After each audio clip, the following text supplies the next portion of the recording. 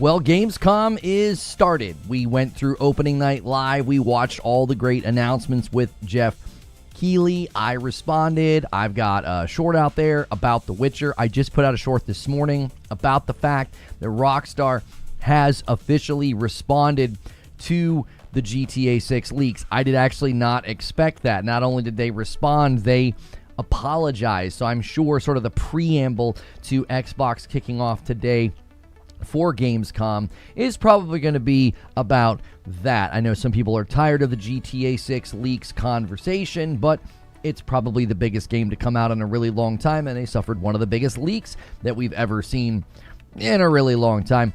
And them officially responding and basically apologizing for how long the game has taken was not something that I expected to see. Now, when Xbox does their thing today, we're hearing that we're going to see stuff from Fable as well as some of their other bigger titles. So be sure to leave a comment below.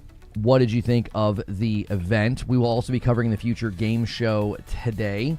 That will be later. That'll be a separate stream. We try to separate those things, and we are one of the official co-streamers of the Future Game Show on a regular basis. You will find us covering their events here. And we appreciate you guys tuning in every single day when we cover these events. You guys keep the energy up, and you make it really enjoyable. So thank you to everybody who's here every single day and hitting like and everything else. It was the most PR of the PR's response ever.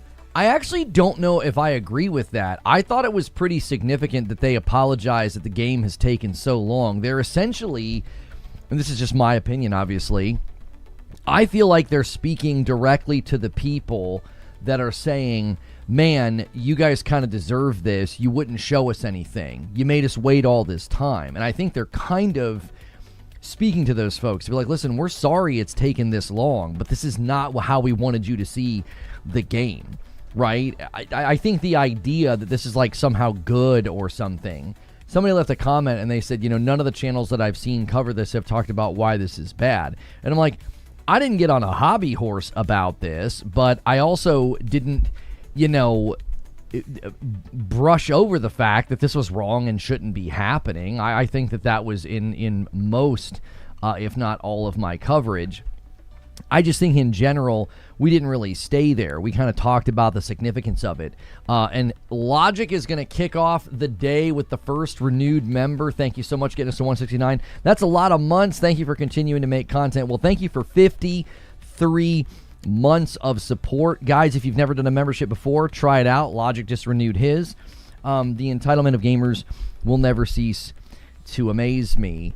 Well, that's why I was surprised that they apologized. I was like, I'm not really sure why you're acknowledging that narrative. That like, oh, it's taking too long, so this is totally fine. I'm like, what the heck?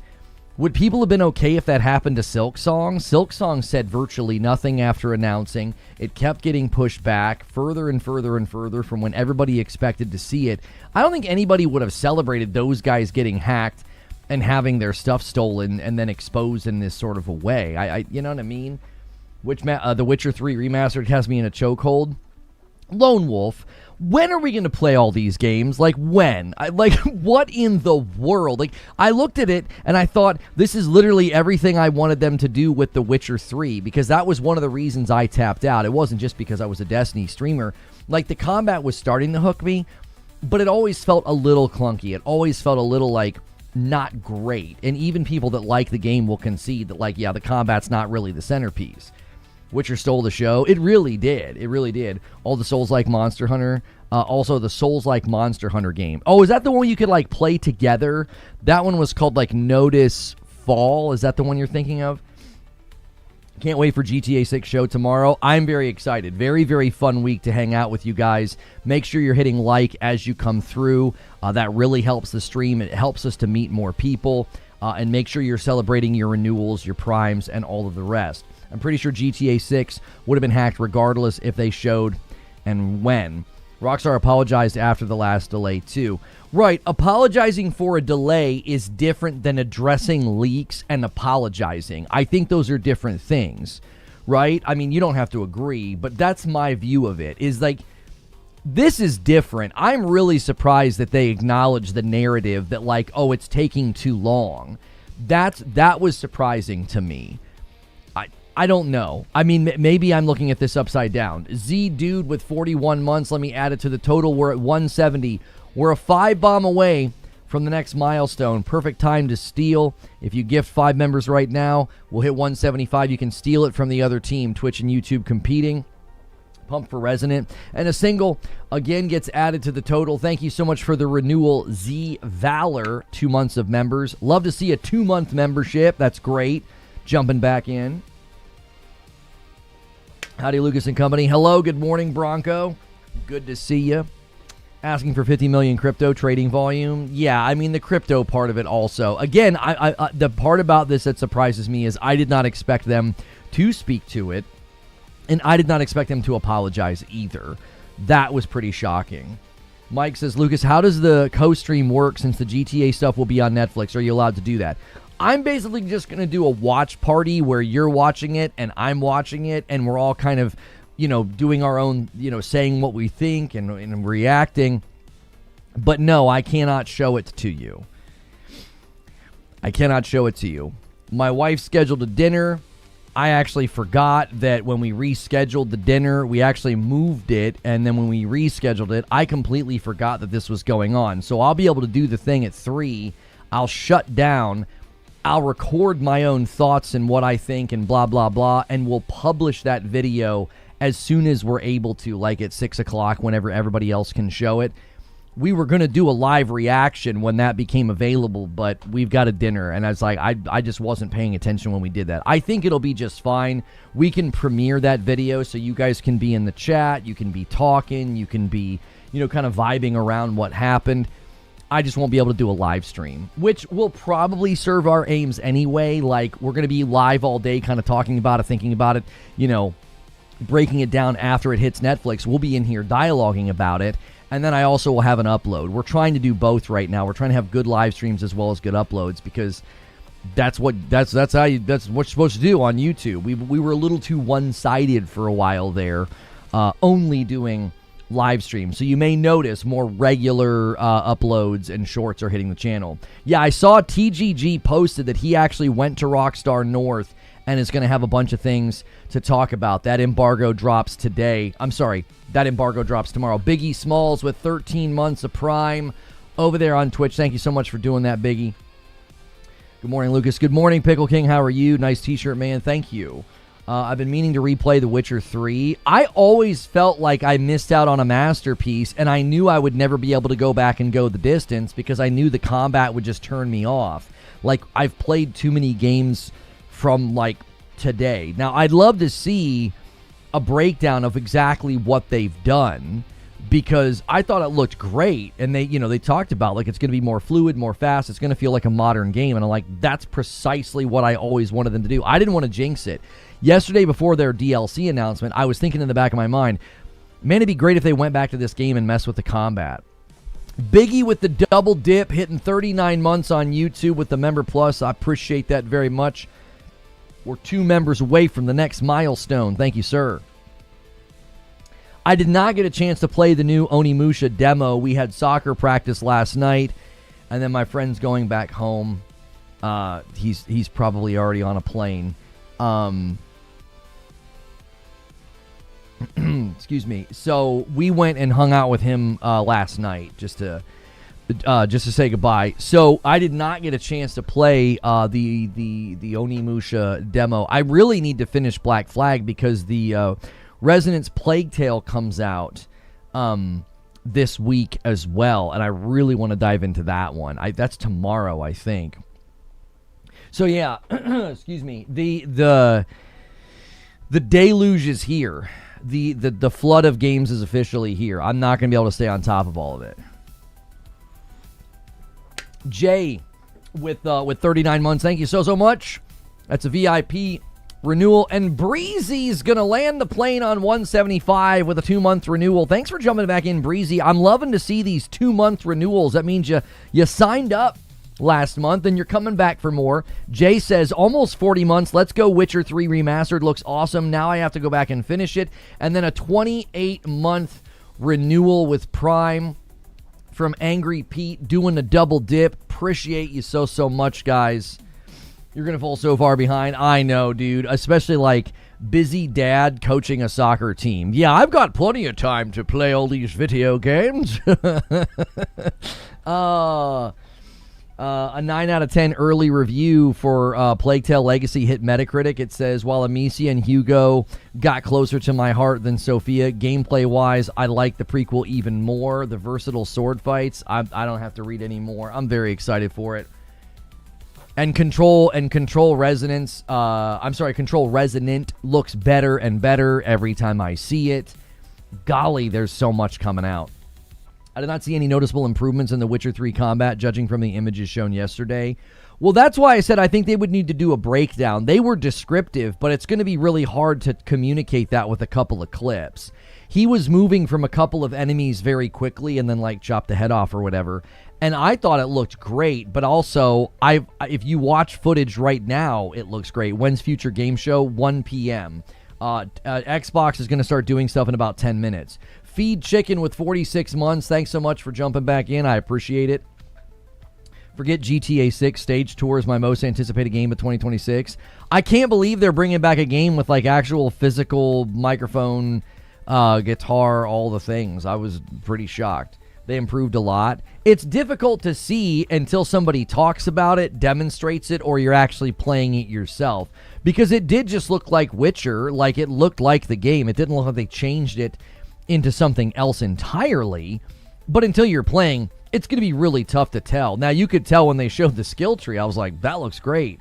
That looks very streamlined. Can't wait for Xbox to reveal canceled games. Oh, stop it. Onimusha Extended Demo was a nice touch. I think they heard people. People were like, it's too easy, and they're like, oh, really?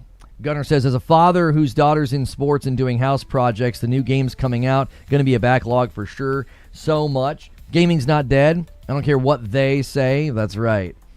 The thing with Witcher, says Baldman, says, I don't think it's the overhaul you are expecting. I think they've just made the combat smoother. Same mechanically rigid combat, though, if you know what I mean. I'm not really sure why that is your speculation. That's literally not what he said from the stage.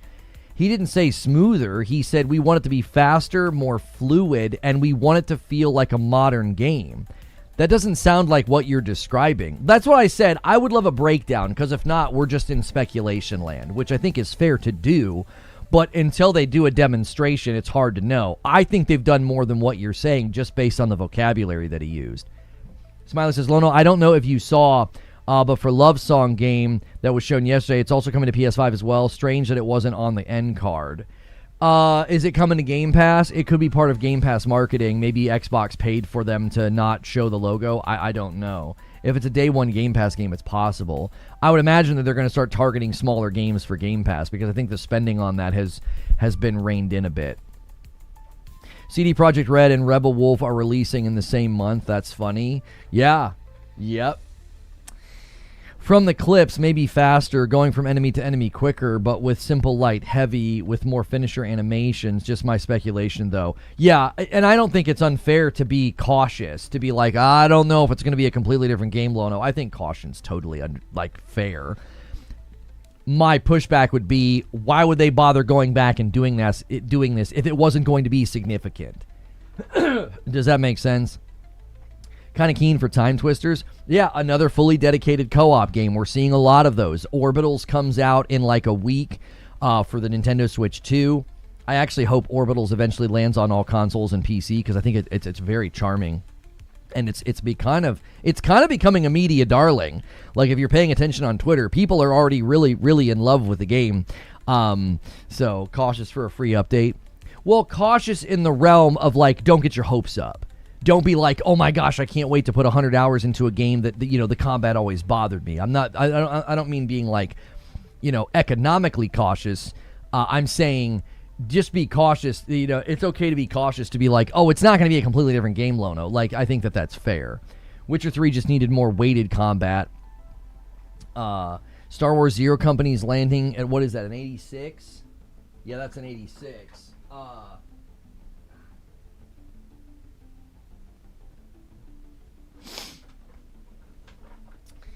Thank you so much for putting that in the Discord, Wilbur. I appreciate it. Future Game Show had Game of the Year winner showcase last year. Hopefully this one has some good stuff. Noberto uses a Prime on Twitch. Thank you. At least he says, I'm sorry, not least. He says, the feast that gamers are being served up is insane. The holiday season is going to be stacked with games to play. Yeah, it's bonkers, and thank you for 21 months, Noberto. Execute Order 86. Yeah, 86 is a pretty good score for a game like that, for sure.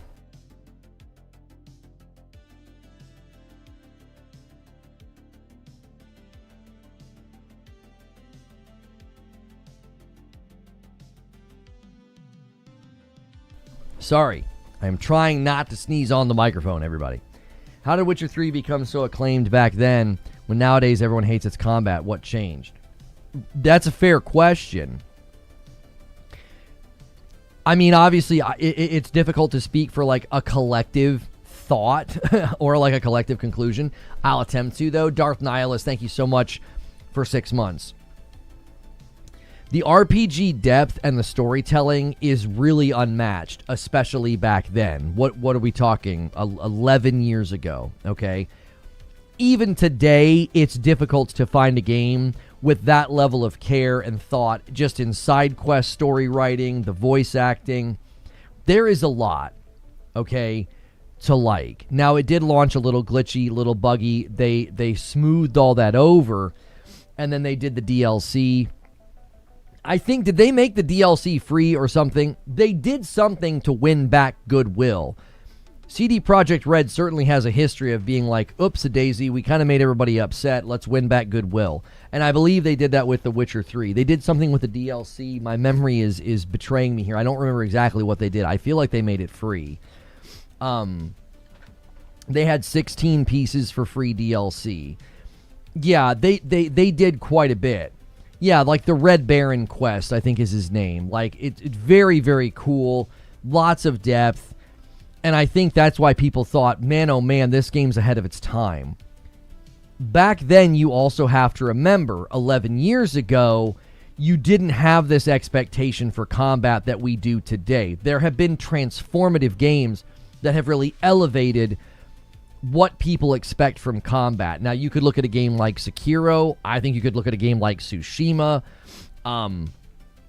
There's a variety of games that I think have kind of elevated action-oriented combat.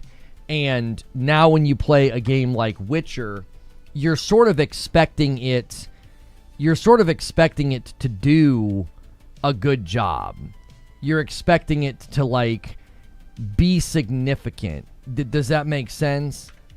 Like, I don't necessarily think you are, you're wrong to expect games like that to have better combat. This sort of relates to this conversation that we had about Bethesda and Elder Scrolls. Like, I'm not confident that they're going to be able to have combat that feels like something from today. And my personal take is, I think a lot of that's engine level. I'm not being a hater. I'm just saying I don't have confidence. Okay, I'd be absolutely thrilled and happy if they prove me wrong. So, 11 years ago, I don't know if that was the expectation. I don't know if people were like, The Witcher is just not a good game because of the combat or whatever. Positron announcement. You think there's going to be a Positron announcement today? So, it wasn't necessarily that. What I want to say is this. It wasn't that people were, like, overlooking bad combat. It was that mediocre combat wasn't as much of a blemish as it might be today. For example, if Blood of Dawnwalker comes out and the combat feels kind of crappy, kind of dated, kind of rigid, that would be a significant point deduction in the review scores, okay? So, similarly, if The Witcher 3 is to be enjoyed today and you've never played it before, you're probably going to feel like you really have to kind of eat around the fat a little bit.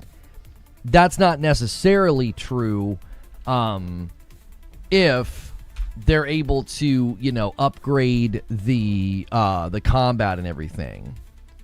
Like, if they make the combat feel more like something from today, then you're like, oh, wow, this is great. Does that make sense? What's with the Destiny Twitter vague posting? I don't know what's going on. I haven't been paying attention to... I don't really pay much attention to anything they do.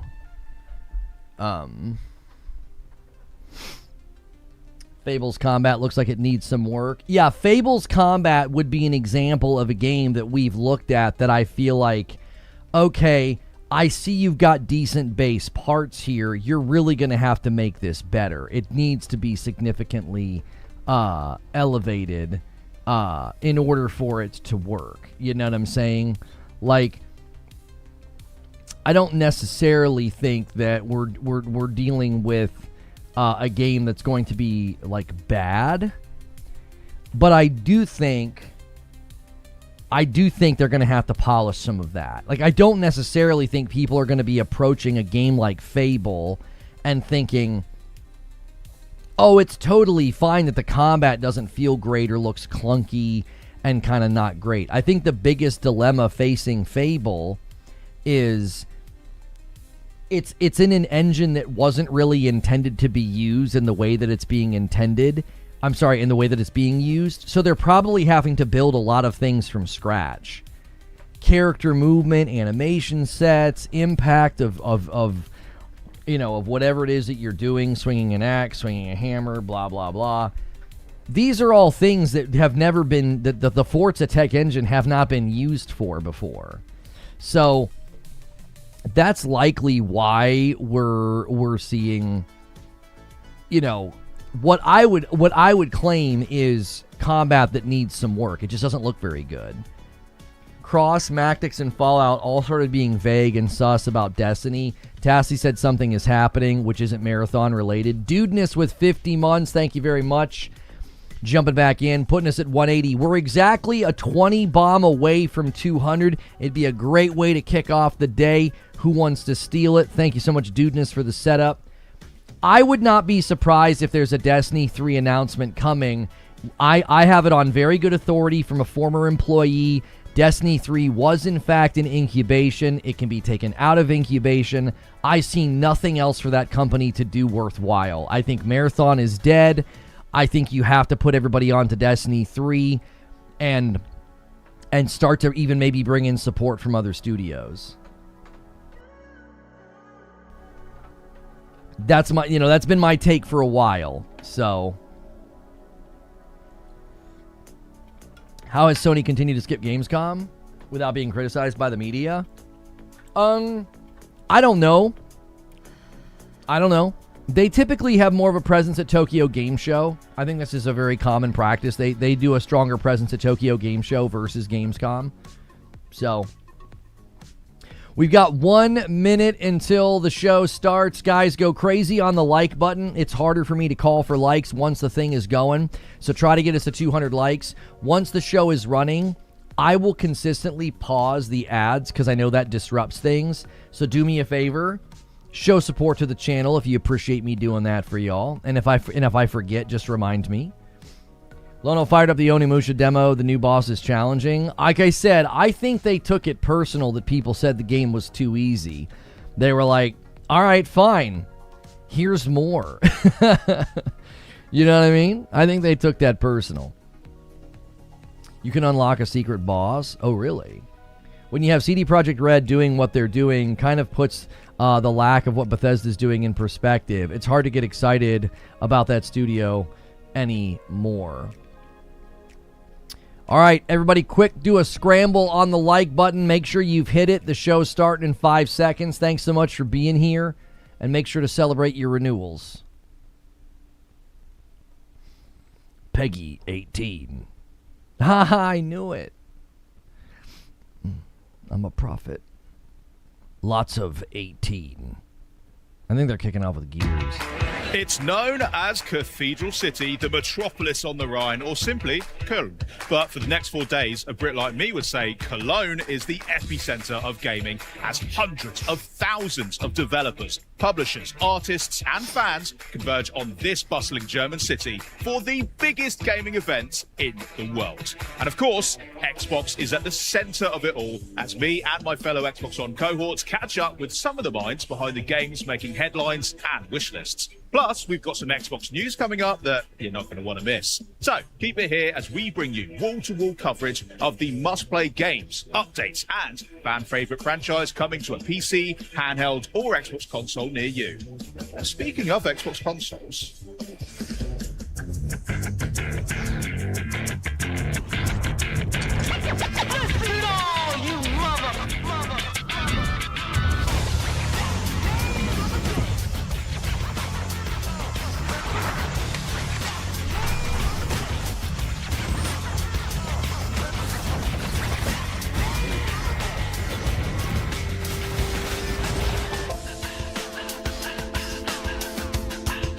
It just started. Back at the Xbox Showcase in June, one of the many cool things that we unveiled was the Xbox 25th Anniversary Collection, with a translucent green Xbox Series X and Xbox wireless controller. And this limited edition collection celebrates 25 years of Xbox. Time flies. But since then, I think it's fair to say that fans have been eager to learn how to get their hands on these. And today, we're excited to share more and also give you a closer look at what makes this collection so special. And joining me now are Scott Van Vliet, our Xbox Chief Technology Officer, and Carl Ledbetter, Head of Design for Xbox Devices. Welcome, guys. Welcome to Gamescom.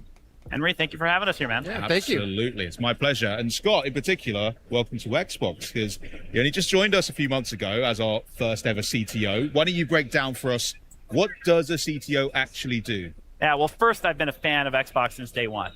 Owned the original console, was an early beta tester of Xbox Live in 2002, and spent many hours getting kudos inside of I don't want to be critical. I don't know why they're starting with this, y'all.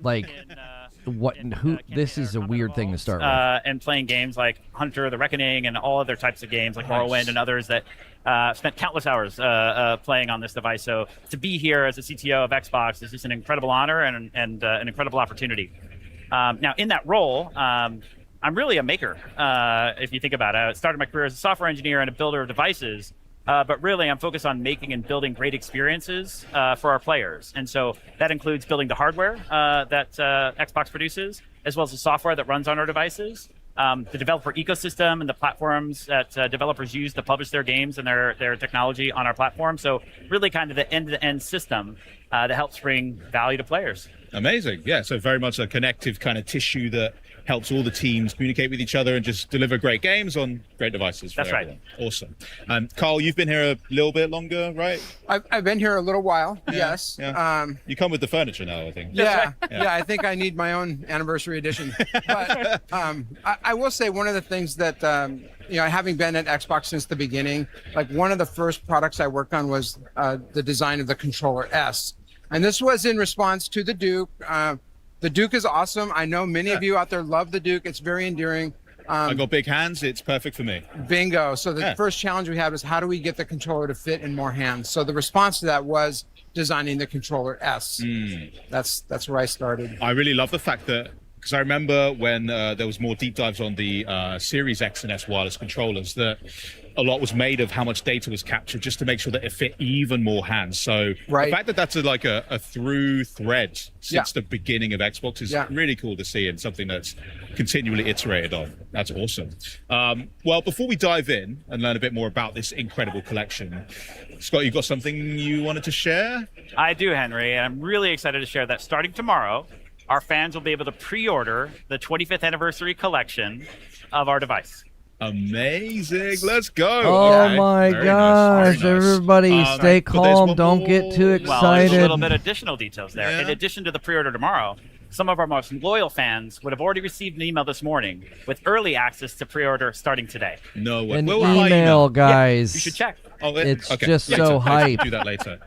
That's amazing news. So check hype. your emails as well at home. There's an email. They sent ones, an email. Not, check back with us tomorrow, and you can get your own one of these. Which, I'm gonna have to do that. What is there anything else as well that is particularly exciting about this collection for people that are pre-ordering? There's one more fact to share, Henry. It's $900. In addition to the console and the controller being included in the collection, pre-orders will include a copy of Halo Campaign Evolved in the box.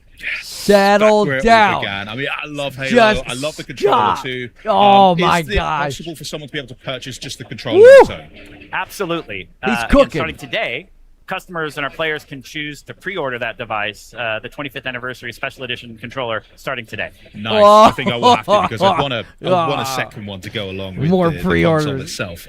Unbelievable. Okay, everybody, clear your calendars for tomorrow. Yeah. To get your pre-orders locked in. You don't want to You're miss it. cooking, Why don't we talk boys. a bit more What a about way to this kick just off the show. Stunning hardware. Well done, guys, by the way. First, Scott, why don't you tell me a little bit about what were the inspirations behind the anniversary collection? What? Well, there's a lot that went into designing this box, and actually, I'll hand it over to Carl, the team who actually worked on it. What are they doing? Thank you, Jaggy, for 60 months. This is not the way to kick off day one. What inspired you to make this $900 console? Create a product that was reflective of the journey we've been on with players over the past 2.5 decades. And so we started with the material. So the Xbox, the original Xbox limited edition console was in this exact same translucent green resin. Oh, tell me about And the so we plastic. worked with the engineering team. We matched the resin, and we found a way to actually mold it on the resin. console, the Series X25. Oh, the molding. And we've never done that before. No. So we're kind of, building new product muscle with this one. So it's an exact color match. It's an exact match. Wow. It's And so so we're really hot. proud of being able to do that. There's also a number of Easter eggs on this product. Oh, I'm not going to give them any of them. Oh, you don't say. A $5 super chat from Jack Garland says, "Where's the beef?" Once you get this, just explore. You'll find some really special things. But I will say for the people who are at Gamescom here, we have a special exploded view display of the Xbox Series X25. And on that one, you Hustle can Zone. see around the Thank you for fan 40 months. shroud Master Chief's helmet. He's molded in. It's special. Sick. Do not do this at home. That's right. That's right. Do not Take our explode your word for device. it. Yeah, Especially there. Do not open the device. Do not open the device. But for those of you at the show here, you can check it out. We also did a few other things. And so Oh, you'll see on the front of my. the console, it has the branding, the Xbox 25. Yep. No. On the controller, we also have that. We also did A something that we've never 25, done guys. before. So I'm going to turn this on. And you'll see that the Xbox button, we lit up the X shape in green. Nice. Get out So of this here. is a true homage to the original branding for the Xbox. And that's just something that every time you turn on the console, Wow. it's going to remind you of where we've come from Where we began. and the journey we've been on together. Can I talk a little bit about the controller? Please do. Oh, yeah. I was really hoping he was going to do that. Do you just pick it up and talk about it? I want to tell me about the colors. Listen, can we be clear about something? It's fine to do this. This is not the way to kick off the event, though. See, the ABXY colors are the same: red, blue, green, and yellow. It has the branding, the Xbox 25. On the back, I don't know if you can see that. Show me that We backside, have brother. the original Xbox logo. Yeah, so that's printed on the back. And then for those of you who know, the controller S actually had the ABXY, but it had the C and Z buttons. Yeah. They were white and black, and those later in life on the Xbox 360 became the bumpers. So what did we do? We made the bumpers in that same my black and God. white. It's like pulling on my Yeah, heartstrings. what in there, bringing me black- back 25 years. It's awesome. Oh, That's it's so so wonderful. cool. So so that's Keep just some of the talking. design details that we did. We actually did one more thing. Oh. Never before done. So this console, each one will be laser etched and numbered. Oh, Yes. Yeah. That's sick. Oh my goodness. I can imagine already. People are going to be looking who got the 25. That's right. Who got the 117. The 117. That's right. Yes. That's going to be a real chase for collectors. who I got love it. the Love serialized. And 4? You've You absolutely know, nailed the design. who got the As someone who's been playing from the OG 69? Xbox, You I guys didn't know what have I'm the talking translucent about, green yeah. one. I had the black one, so this is a nice chance for me to own something that's $5 super chat from Mike on a mic. This means they ain't got nothing of substance to talk about. They stalling. I don't think they're stalling. I think they wanted this to be out front and center to celebrate 25 years. I just don't think this makes for a good kickoff to your event. myself because I'm a bit of a tinkerer sometimes, but yeah, I'll let you know. Well, it's been an absolute pleasure having you here, guys. Thank you so much for sharing all those details about the Xbox Series X25 and, of course, the Xbox 25th anniversary. Guys, I don't want to get ahead of myself. I think the most exciting part was the mention of the email that went out. I think that really stole the show. I think they shouldn't have started with that. Coming up, the Crazy Taxi World Tour continues with a jaunt through Germany unlike any other. But then we swap the pickaxe for a sword with an all-new game demo for Minecraft Dungeons 2. But Minecraft Dungeons 2 isn't the only big game coming to Xbox, with Gears of War E-Day, NBA 2K27, Call of Duty Modern Warfare 4, and Grand Theft Auto 6 all on the way. Xbox is truly the best place to play. But first, you're a raccoon leading a gang of trash pandas in all-out mischief and mayhem. Yeah, it's our first world premiere of the day. Enjoy. Thank you for the $2 super chat.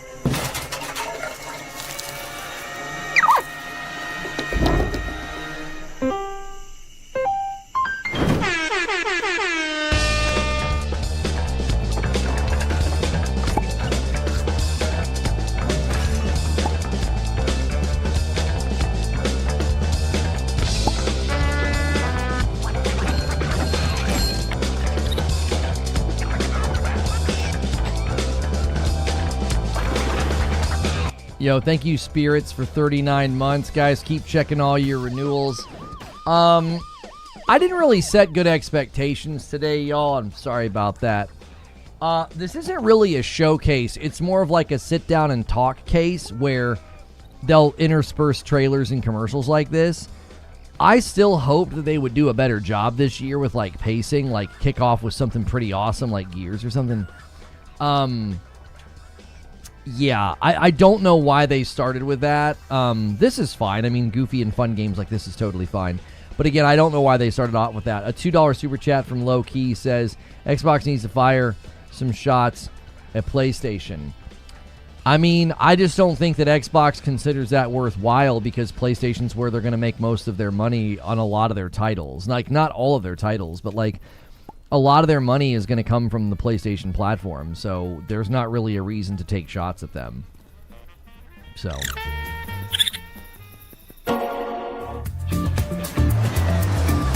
Germany, the land of enchantment. From the moment you land, you'll be met with breathtaking views, fairy tale vistas, modern amenities, and cities full of historical charm.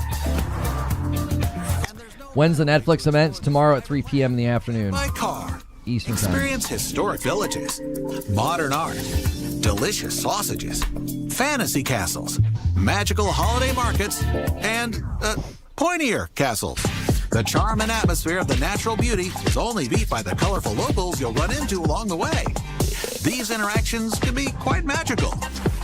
Naturally, no trip to Germany would be complete without a visit to the famous Autobahn. So, what are you waiting for? Explore Germany today. Auf Wiedersehen.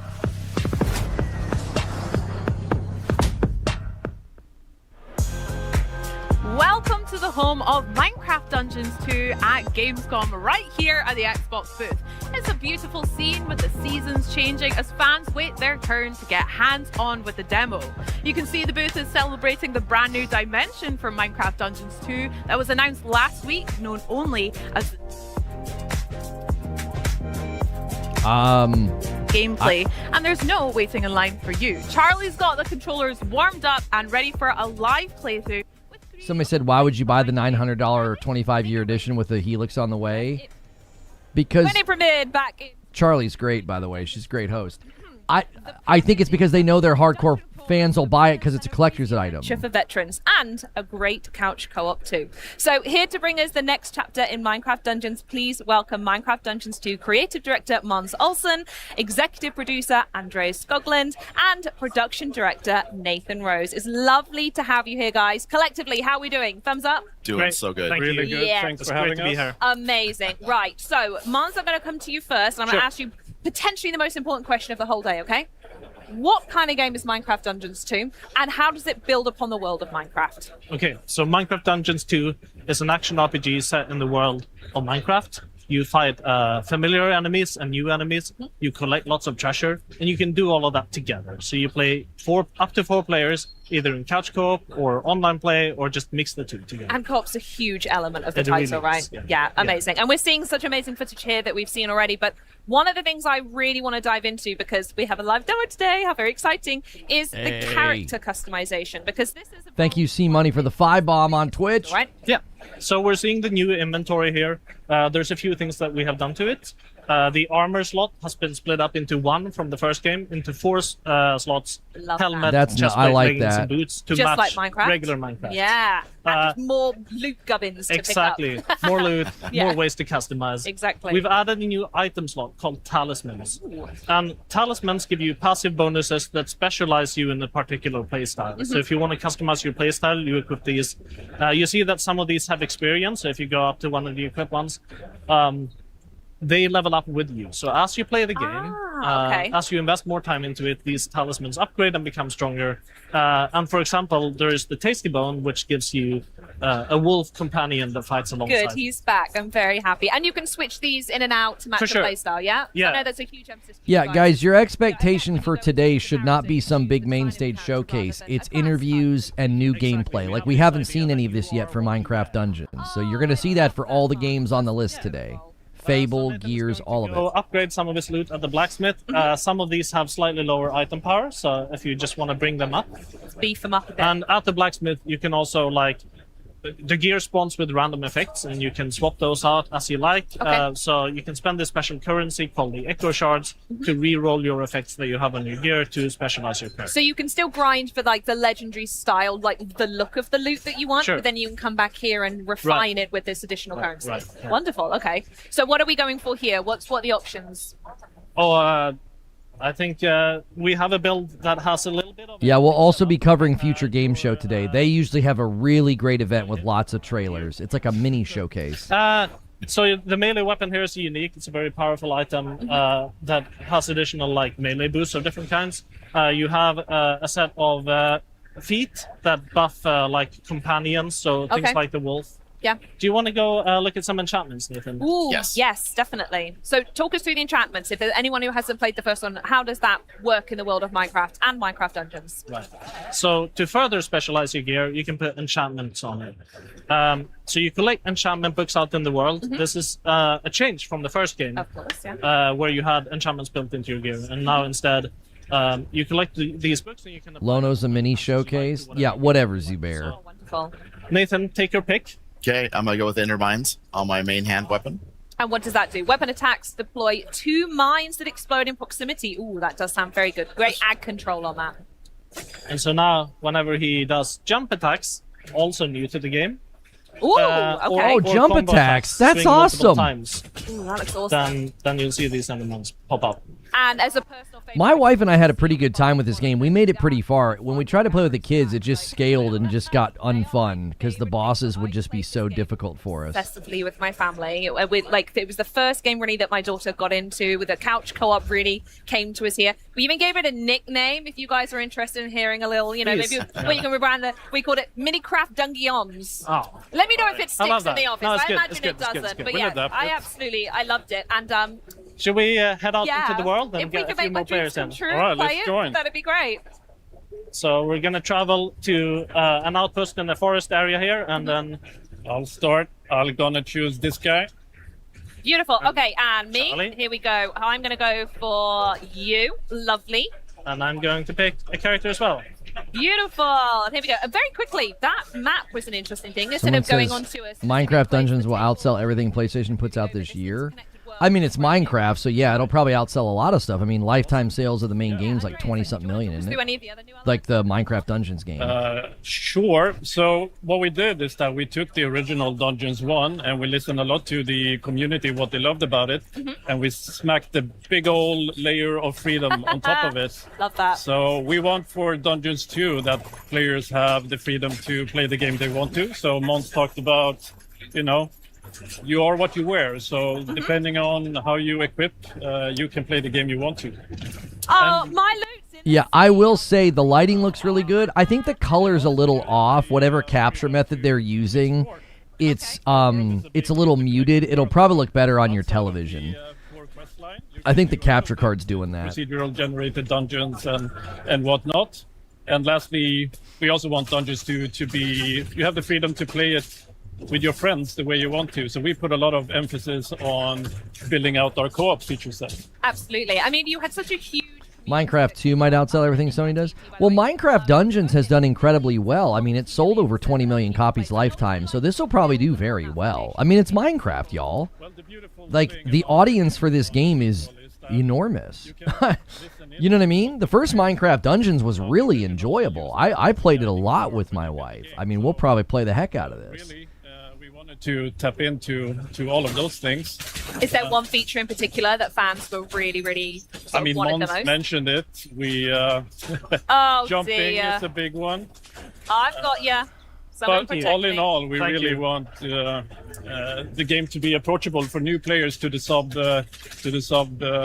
Minecraft genre here, but also have a lot of depth to returning players. We have actually the mini inventory that we could show off. The which mini is, inventory. Oh, look at that! So in the Hold on, what do I press to get that? the D-pad up button. The D-pad up. Yeah. Oh, so that's in the a first really, game, really you nice had to update. Inventory management. You had to take... Yeah, inventory management was a nightmare because everybody had to take turns to see their character. That's a great change. Now we have this mini inventory so everyone can manage the gear at the same time. Oh, yeah, we would rock, paper, scissors in our house as to who got to go first to look through the loot after a fight. That's incredible. I love that. That's really good. Yeah, we also have this guiding line. If you're ever lost in the world, you can just press Love that. the button here. and Really know where to accessible. go. Yeah. So we're gonna go over to. Oh, you're Uh-oh. hitting me with Oh, TNT. that was me. No. Okay. Oh, Well, that's Oh. another fan favorite. that's usually a Mons move. And another improvement in this game is if multiple people revive at once, you revive faster. So that Oh, was something amazing. we were doing there. That's really cool. I also wanted to ask as well, so I'm looking at what I've got equipped down here. What's this candle? That's the creeper candle. The creeper candle. So, like a creeper, it explodes. So you put it down, and then after a little while, it explodes, and it takes a bunch of enemies with it. Okay, perfect. Right, I'm going to test that up on the next adventure that we have. In fact, I'll tell you what. While I'm waiting for some poor innocent fool to put my creeper candle on, let's talk a little bit more about discovery and exploration and what makes this game as fantastic as it does. What's it like to expand this world even further for fans, Mons? So we just walked past this doorway. We didn't enter it, but that leads to a randomly generated dungeon. Oh, okay. And so you can enter those to find special currency, these echo shards that we use for enchanting and for upgrading the merchants in town. You can also get that currency by defeating soul corrupted mobs, one of which we see up here. Oh, it's this guy. Yeah, Oh, I'm so definitely that's an dropping a candle there. Watch out, lads. Extra tough enemy. But once we get it, we should be seeing Nice. some of the special currency pop up. Oh, and well done, you we're all dings. collecting it. Great work. This is wonderful. Okay, and so we're just gonna walk up this tower and find the. The Who's gonna first, be up here? Mediocre Milton says, the first game had a good base, but it was such a basic ARPG I couldn't stick with it. To ask you about the evolved co-op I think, I do think I love a good casual game, and the reason, again, that we kind of fell off with it is it started to get pretty tough. Like, if you wanted to increase difficulty and really grind, you had to, like, really put up with, like, a lot of deaths, a lot of high damage output. The biggest problem was anything explosive, like creepers would get close to you and blow you up, and boss rooms would get a little bit cramped. Other than that, I felt like we had a really good time with it. You know, it just scaled with 4 players, and it was like my kiddos just couldn't keep up. You know, specifically boss fights were a little. They just didn't feel like they scaled properly. Like I was watching my son play on the Switch recently, and everything he was fighting was totally fine. He wasn't dying, he wasn't getting chunked, and then he got in the boss room, and the boss was like incredibly difficult. Like it didn't seem to make much sense. So, yes, there are cutscenes and narrative in the first one, so I'm assuming there'll be cutscenes and narrative in this one as well. Sounds like your kids have a skill issue. I'm sure. See it when it comes out. Nathan, do you want to take us to the forest and we can play some of the forest there? Yes. Oh, yeah, absolutely. So, let's talk a little bit about how we're going to get to the forest, the map, the world, how it all connects together while we're setting that up, please, Mons. This stunning, by the way. So we have this lovely map. There is things to do all over it. As you can see, there's like little indicators of side quests. Okay. In fact, actually, I think I've just been told that we can't see it here, but everyone, there we go. We do have a clip. We had a little practice on the boss fight. So actually, we can just talk over the footage and how good I am. I don't think, So talk us through. Who are we seeing here? Right. So this is the Copper Monstrosity. It's a really big boss fight that you encounter as part of the story. You're looking for somebody else, somebody called the Supreme Evoker. Okay. But actually, as you get here, you instead encounter this giant monstrosity to fight. And it's actually quite a challenging fight. This video is making it look easy. Because we're so good, right? But yeah, like it takes a beating. Yeah, I mean, it was a great fight. It was really, really fun. Yeah. And I felt like everyone, you're missing out. We had some great call-outs as well. Everyone looking after each other. I've thrown the TNT and everything. So again, the co-op comes perfectly into there. So do we want to touch on where we've landed here? So back into the regular, or are we going to... Let's have a look at where Lono, there's a button to show to go. Where's the outrage? I'm not sure what you're talking about. What are you responding to? And we're seeing some of that quirky Minecraft humor in this cutscene. Yes, love that. I'm so glad you've kept that in. Yeah, we're picking up a note block, which is important to the story.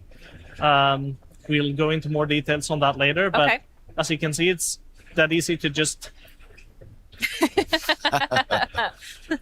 Laughing at him in the background. Is there any symbolism with the music box? Oh, there is. Yeah? Yeah, but we'll get into it at a future date. All right, then. Well, on that note, talking of a future date, Minecraft Dungeons 2 does launch next month. It's not that far off, guys. I hope we're all excited. Yeah. Are there any last thoughts? Zubair says, I wonder if other kids assume Lono's kids know everything about video games and ask them questions. They do tend to ask my kiddos questions a lot, mainly because we have like every game system, and that's always mind-blowing that we have an Xbox, multiple PlayStations, and multiple Switch 2s. Like, most kids are like, that's insane to them, right? So they ask my kids questions a lot. Oh, so sweet. So this comes as part of the pre-order bonus, as you say, yeah? So pre-order now, get these things, and we'll see you all in a month. I'll meet you in the interconnected world. I'll be jumping in all your lobbies. Well, thank you so much for joining me today, guys. This was absolutely fantastic. Good luck for the rest of Gamescom as well. And yeah, thanks again for walking us through this demo experience. But coming up, it's the day that changed everything. The most important event in all of Gears of War lore. And we're not just talking about the long-awaited reunion of Marcus and Dom. We've got the latest on the campaign and what Gears fans should look out for when Gears of War E-Day drops later this year. But first, let's keep the party going with another world premiere.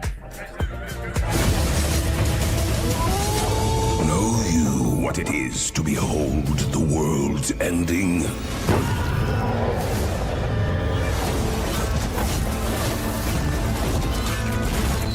To know the hour, the blood, the flame?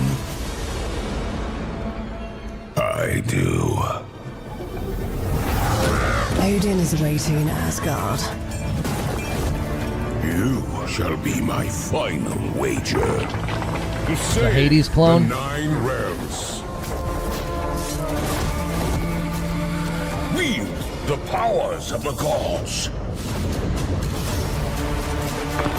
Twist fate with the throw of your dice.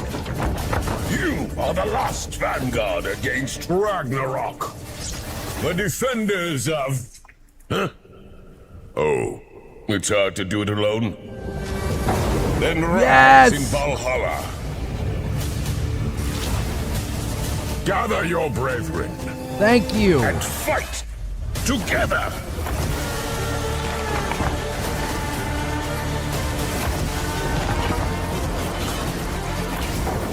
Show the spawn of Loki why you never bet against the gods.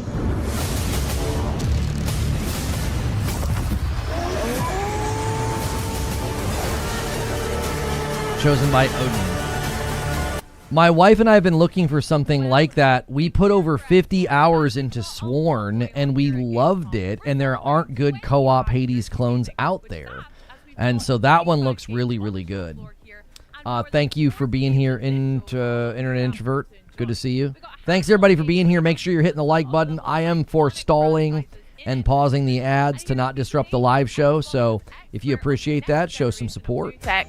No, I think I prefer him by his other title, Master of Beards. None other than Jason Ronald himself. Welcome, Jason. How are you? I'm great, and I'm so excited to be here at Gamescom. Thank you so much for having me. No, of course. You've been to quite a few now. Is this number 10, right, for you? Yeah, I love coming to Europe, and, not only is it Europe, but Germany is so important to everything that we do. And so, it's, as you said, it's a really exciting year here for Gamescom, and we have so much going on. Last night at Opening Night Live, we showed a new set of footage for Gears of War, which I'm super excited to play in October. We announced our partnership with CD Projekt Red to bring The Witcher 3 to Battle.net.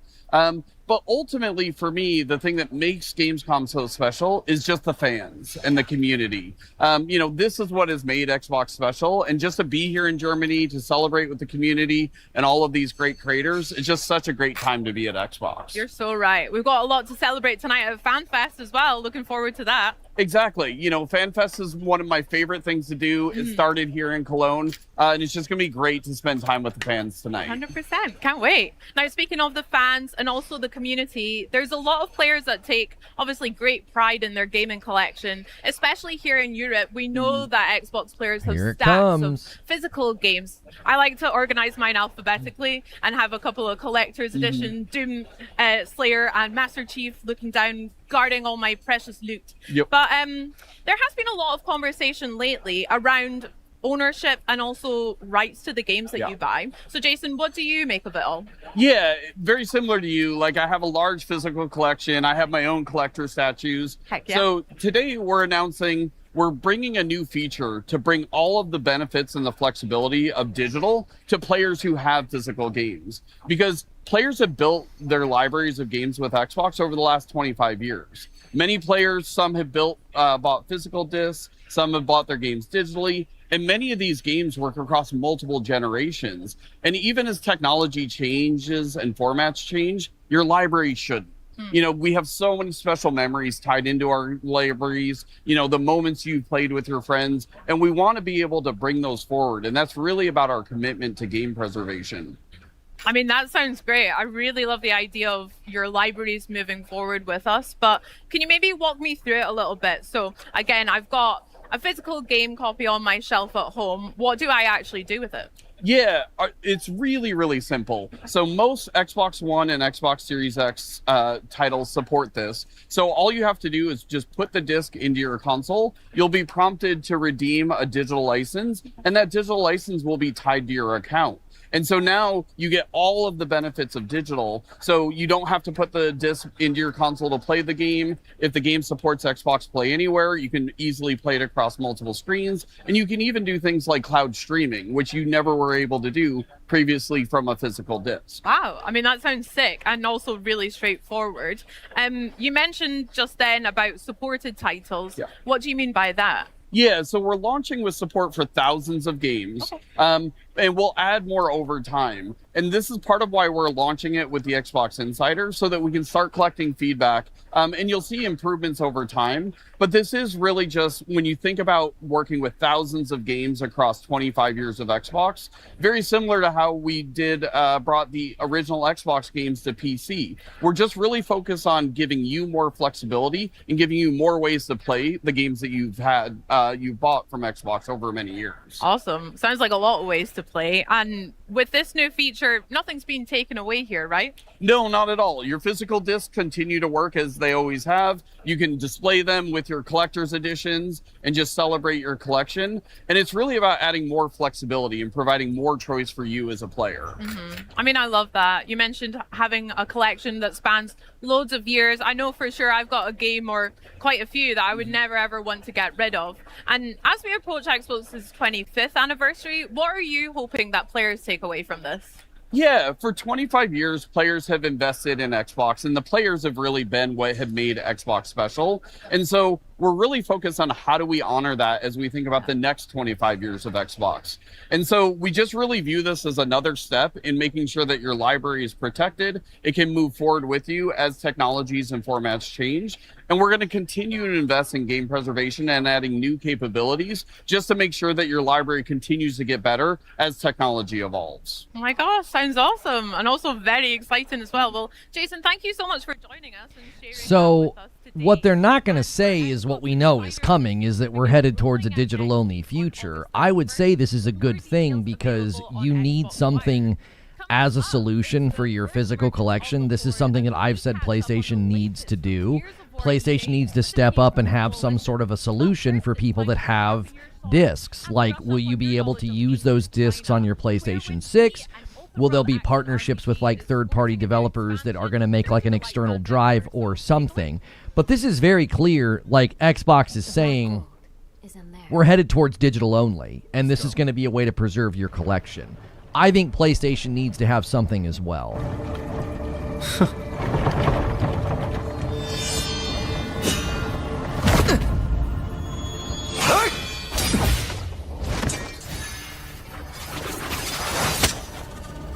At last, I've got you. It seems those fools let you slip away.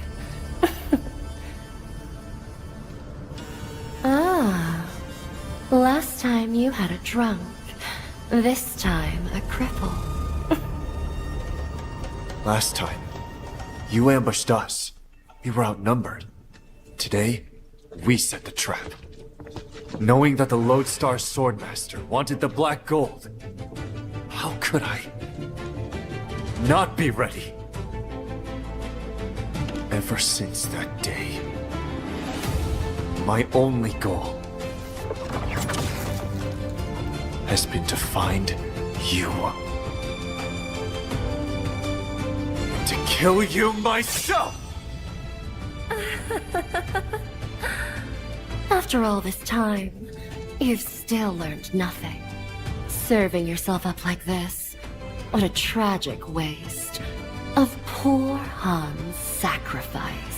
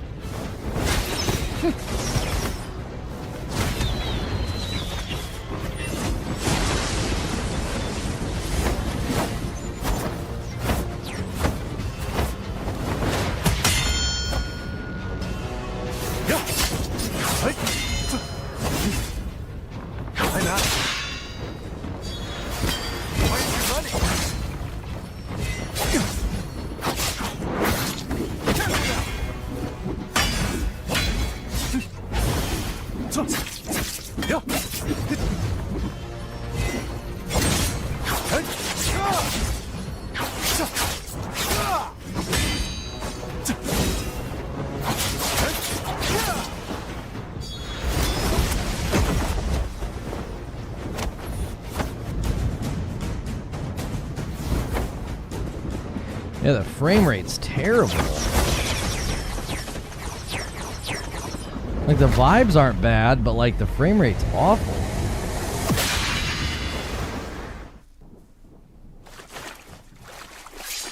What the heck is going on? We just jumped to that.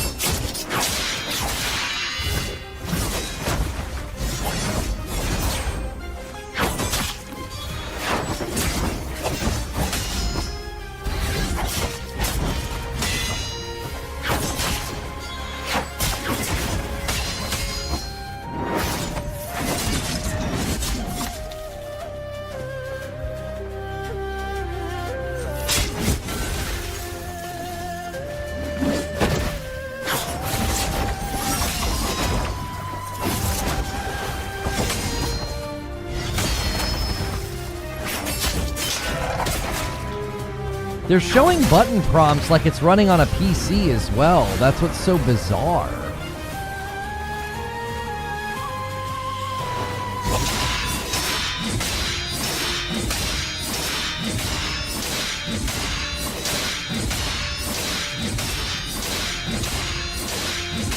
When will it end?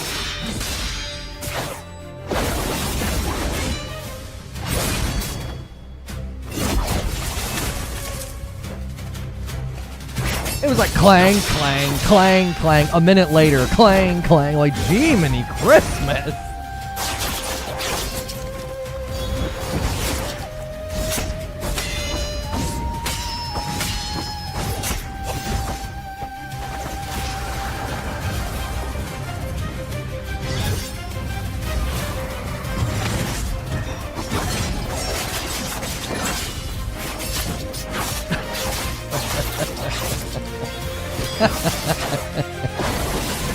Block the game. Just nothing but parries for an hour.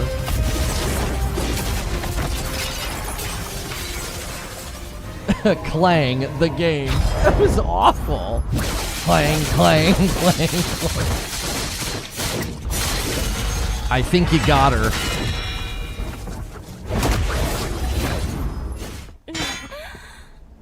I hope I see all the people. I hope I see all the people that were bellyaching about button prompts in the Wolverine trailer, bellyaching about all the button prompts in this trailer. The Skyward City is moving. Artificers, what do you want?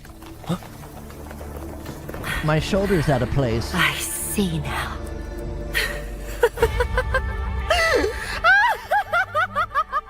That old rat played me. Used me as a pawn. Yeah, they tend to do that. You won't get away!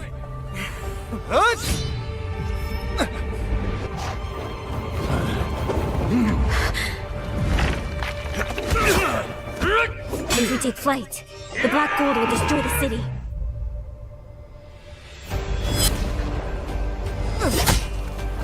'90s slow-mo. What was that?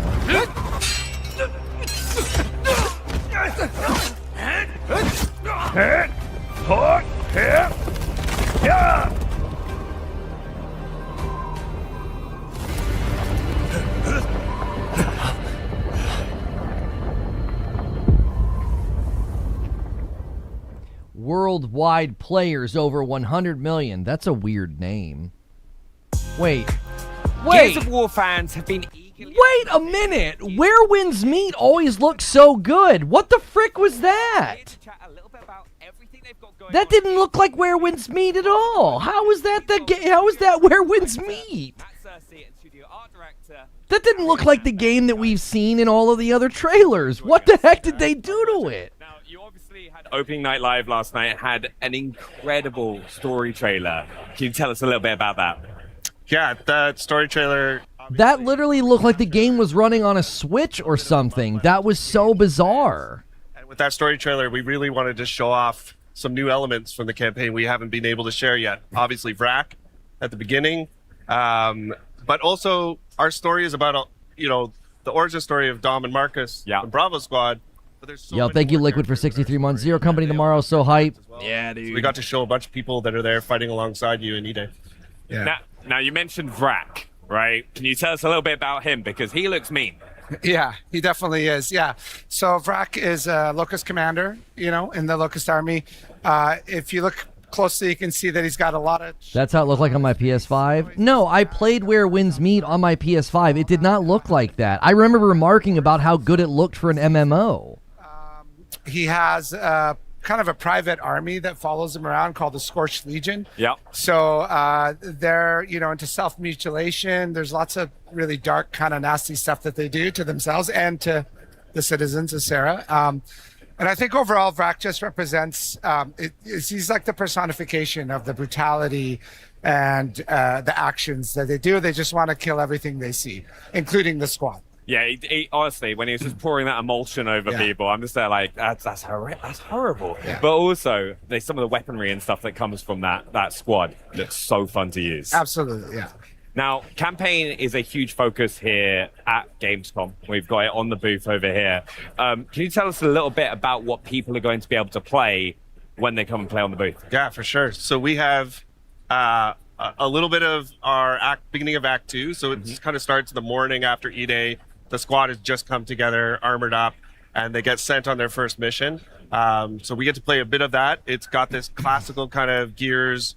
You're supporting another squad, going toe-to-toe with the Locust. And it's actually a subsection of the campaign preview that we just got to see get released online. A bunch of video and press coverage of that came out, which is a little bit larger. That goes a little bit past what we've got on the show floor, but everybody here gets to get their hands on it. They get to hang out with the squad and some fun new characters as well. I actually had a lot of fun this morning watching people like Shadows and Hollow who were playing early. I was like, it looks so good. But all through the background of this mission, we can see a lot of the kind of details of the city of Kelowna. Can you tell us a bit about what people are going to be able to see around the world to kind of really help build that environment? Yeah, absolutely. So for the first time ever, you're playing a Gears game in a city that is alive. Yeah. You know, every other game has been destroyed. Everything's been destroyed. So that provides some really interesting opportunities and challenges. You know, we really need to think about what was happening in the place when this event happened and life just got suspended, you know, in one shot. So I think fans, when they play the game, they're going to be able to there's lots of storytelling, from something simple as a piece of paper on the ground, what's written on it, to there's a meal that someone was eating when the locust came out of the ground, to more complex set pieces where there's a bunch of dead bodies and maybe they got dragged somewhere. So I think, it does pay to slow down just a little bit while you're playing the game and look around and just really take in all the detail that we've really loved putting into the game. You can also see in shots like that where you get glimpses of this whole city, which we built. We built the whole city, which is really cool. And there's this battle going on everywhere, right? So you see helicopters go by, you crisscross with other squads, which is what's happening in this mission. Just this kind of vibe that there's always a battle sort of raging across the city and you're just weaving your way through it. Yeah. I think also one of the things we do have to touch on, and you'll see this throughout the gameplay you're watching, it's like the destructible environment. It looks incredible. Yeah, for sure. Gears has always had destructible cover in it. We've taken it to a few different steps here. You see some larger buildings come down at different moments in the game, just to make you constantly realize that not only is the immediate area around you having a battle in it, but the entire city, whether it's a block away, you can hear gunfire, you see a building come down, you see a little block of a street go down. It's all happening live as you play the game. Now, everything we're watching right now is single player, but Gears fans always want to know about co-op. Yeah. Can you tell us about that? Yeah, of course. So co-op is near and dear to our hearts. I think it's one of the unique things that Gears has sort of woven into every part of it. Our story is about squads overcoming the odds together. We've got modes like Horde Siege that are about multiple squads of 4 coming together. Of course, we've got PvP, which is 4v4. So campaign's got 4-player online co-op, amazing, 2-player split screen on console. All 4 players in the squad are playable, all 4 characters. And I think it's one of those games that it plays great on its own, but it just sort of comes to life when you're there with a friend, your ride or die buddy like Marcus and Dom. A lot of our mechanics sort of come to life a little bit more in terms of our enemies, obviously DB&O and a bunch of other stuff. It's a great experience. Yeah, you see it a few times, like if you get downs, like Dom coming to save you and stuff like that. Yeah, different kinds of it, right? We have the rusher enemy that'll pin you, and he'll be on top of you so your buddy can come and stab him in the neck, or if you're playing with someone real, they can shoot him from far away. There's all sorts of examples like that. Yeah, I'm so excited to hop on with the rest of the Xbox One team. There's all 4 of us kind of flying our way through. It's going to be a lot of fun. But one of the other things in what I really like about Gears is there are multiple ways that you can approach scenarios. Like, this is a bit more of a linear mission that you've said in the past. But what ways are people going to be able to approach different situations they're going to come across? Yeah, so this is definitely a little bit more of a linear mission. But even within this mission on this bridge, we've added a bunch of verticality to the game. It opens new flanking routes. You can climb up cars and trucks. And then this mission specifically, at the beginning of Act 2, is sort of leads into this other part of Act 2 on the other side of the stadium that you catch a glimpse of in our campaign preview, where the world opens up a little bit. We give you access to like multiple city blocks. There's a bunch of battles, like I said, going on different corners. You're always on your main objective. And we also add some new mechanics to the campaign. So we have our weapon mod system that people got to see in Horde Siege, and that actually gets introduced as you play through the campaign. You get to find new mods and craft your own weapons and really invest in the gameplay sandbox. Yeah, now this is actually something I got really excited about when I was like watching through the I like that gameplay rifle earlier that he's using. Is what kind of mods are people going to be able to get their hands on, and how is that going to impact like the weapons that they're using? Yeah, that rifle's sick. Well, That'll be it's a a variety menace of in mods, and PvP. some of them do little tweaks to the weapons. You know, they change the clip size or your range, so you can just tweak it to your preference. But some of them are like full-on attachments, like you can take a Nasher and slap a bayonet on it. Yeah, so it's been really fun exploring. You know, when you use an attachment, some of them have visual representations on the gun, some of them don't, but you end up seeing people with different attachments. The guns can take a little bit more personality, and you start to understand how people like to play and what they like to do with their guns. Yeah, I also like it goes for the gear as well, isn't there? Absolutely. Yeah. And how are people going to be able to like find those like kind of mods to like upgrade their equipment? In the campaign, that's where the open sections really sort of come to life. There's a variety of ways you can get it. It pays to explore this game. You know, Arian was talking about there's a ton of environmental storytelling, but we've also hidden stuff around the world, collectibles, mods. We also have side objectives in some of our campaign missions where you can stop to help somebody optionally, another set of gears, some people that are trapped, and you get rewards for those as well. So it's really up to you. If you want to mainline it and do the main objectives, that's cool. You'll find some mods. If you want to fully explore the game, you'll find even more narrative tidbits. I'm really excited for that because you can just spend that extra time discovering the world if you want to. There's good surprises out there. I'm looking forward to finding it. Now, we've just had our first look at the Boomer, and he is way bigger than people maybe used to. Yeah, he's massive. There's actually a Boomer on the show floor here that people are taking pictures with, and you stand next to him. So in the game, the Boomer's 9 feet tall. This is quite a bit bigger than the Boomer's traditionally been in Gears. This goes back to this idea where we wanted to take the things people remember and amplify them a little bit. Yeah. And then it also introduces fun ways for him to enter the battlefield. There you can see he breaks through this big truck, this tanker trailer that causes a bunch of fire and explosion, but he also doesn't fit through doorways. So if he's coming through a traditional door, he has to bust his way through. Oh my! So that just makes it a little more exciting when he makes an entrance. Yeah, you're like, oh, I'm fine. He's 9 foot. He can't get through here, and he just smashes it through. Yeah. No, I've got to say his weapon as well, because we all know the boom shot. Yeah. Right. This is like even bigger. It's a bigger boom shot. Yeah. Like the Locust, when we were going back and looking at revisiting old weapons, we always wanted to see if there was something else we could do. So we've got like the prototype Lancer, we've got the heavy boom shot. I loved playing as a Boomer in Beast mode. I hear where people are coming from. They're like, oh, it just looks like more Gears. I mean, it is a prequel, so like they couldn't go crazy. I like what I'm seeing. I think I'm going to have a blast playing with Madam. Like, I think it looks really fun. So everything kind of found a new place, and we got to make some cool variations of weapons people have seen before. I love the breach shot as well. I think that's like fan favorite. Some of my favorite guys. It's such a super satisfying.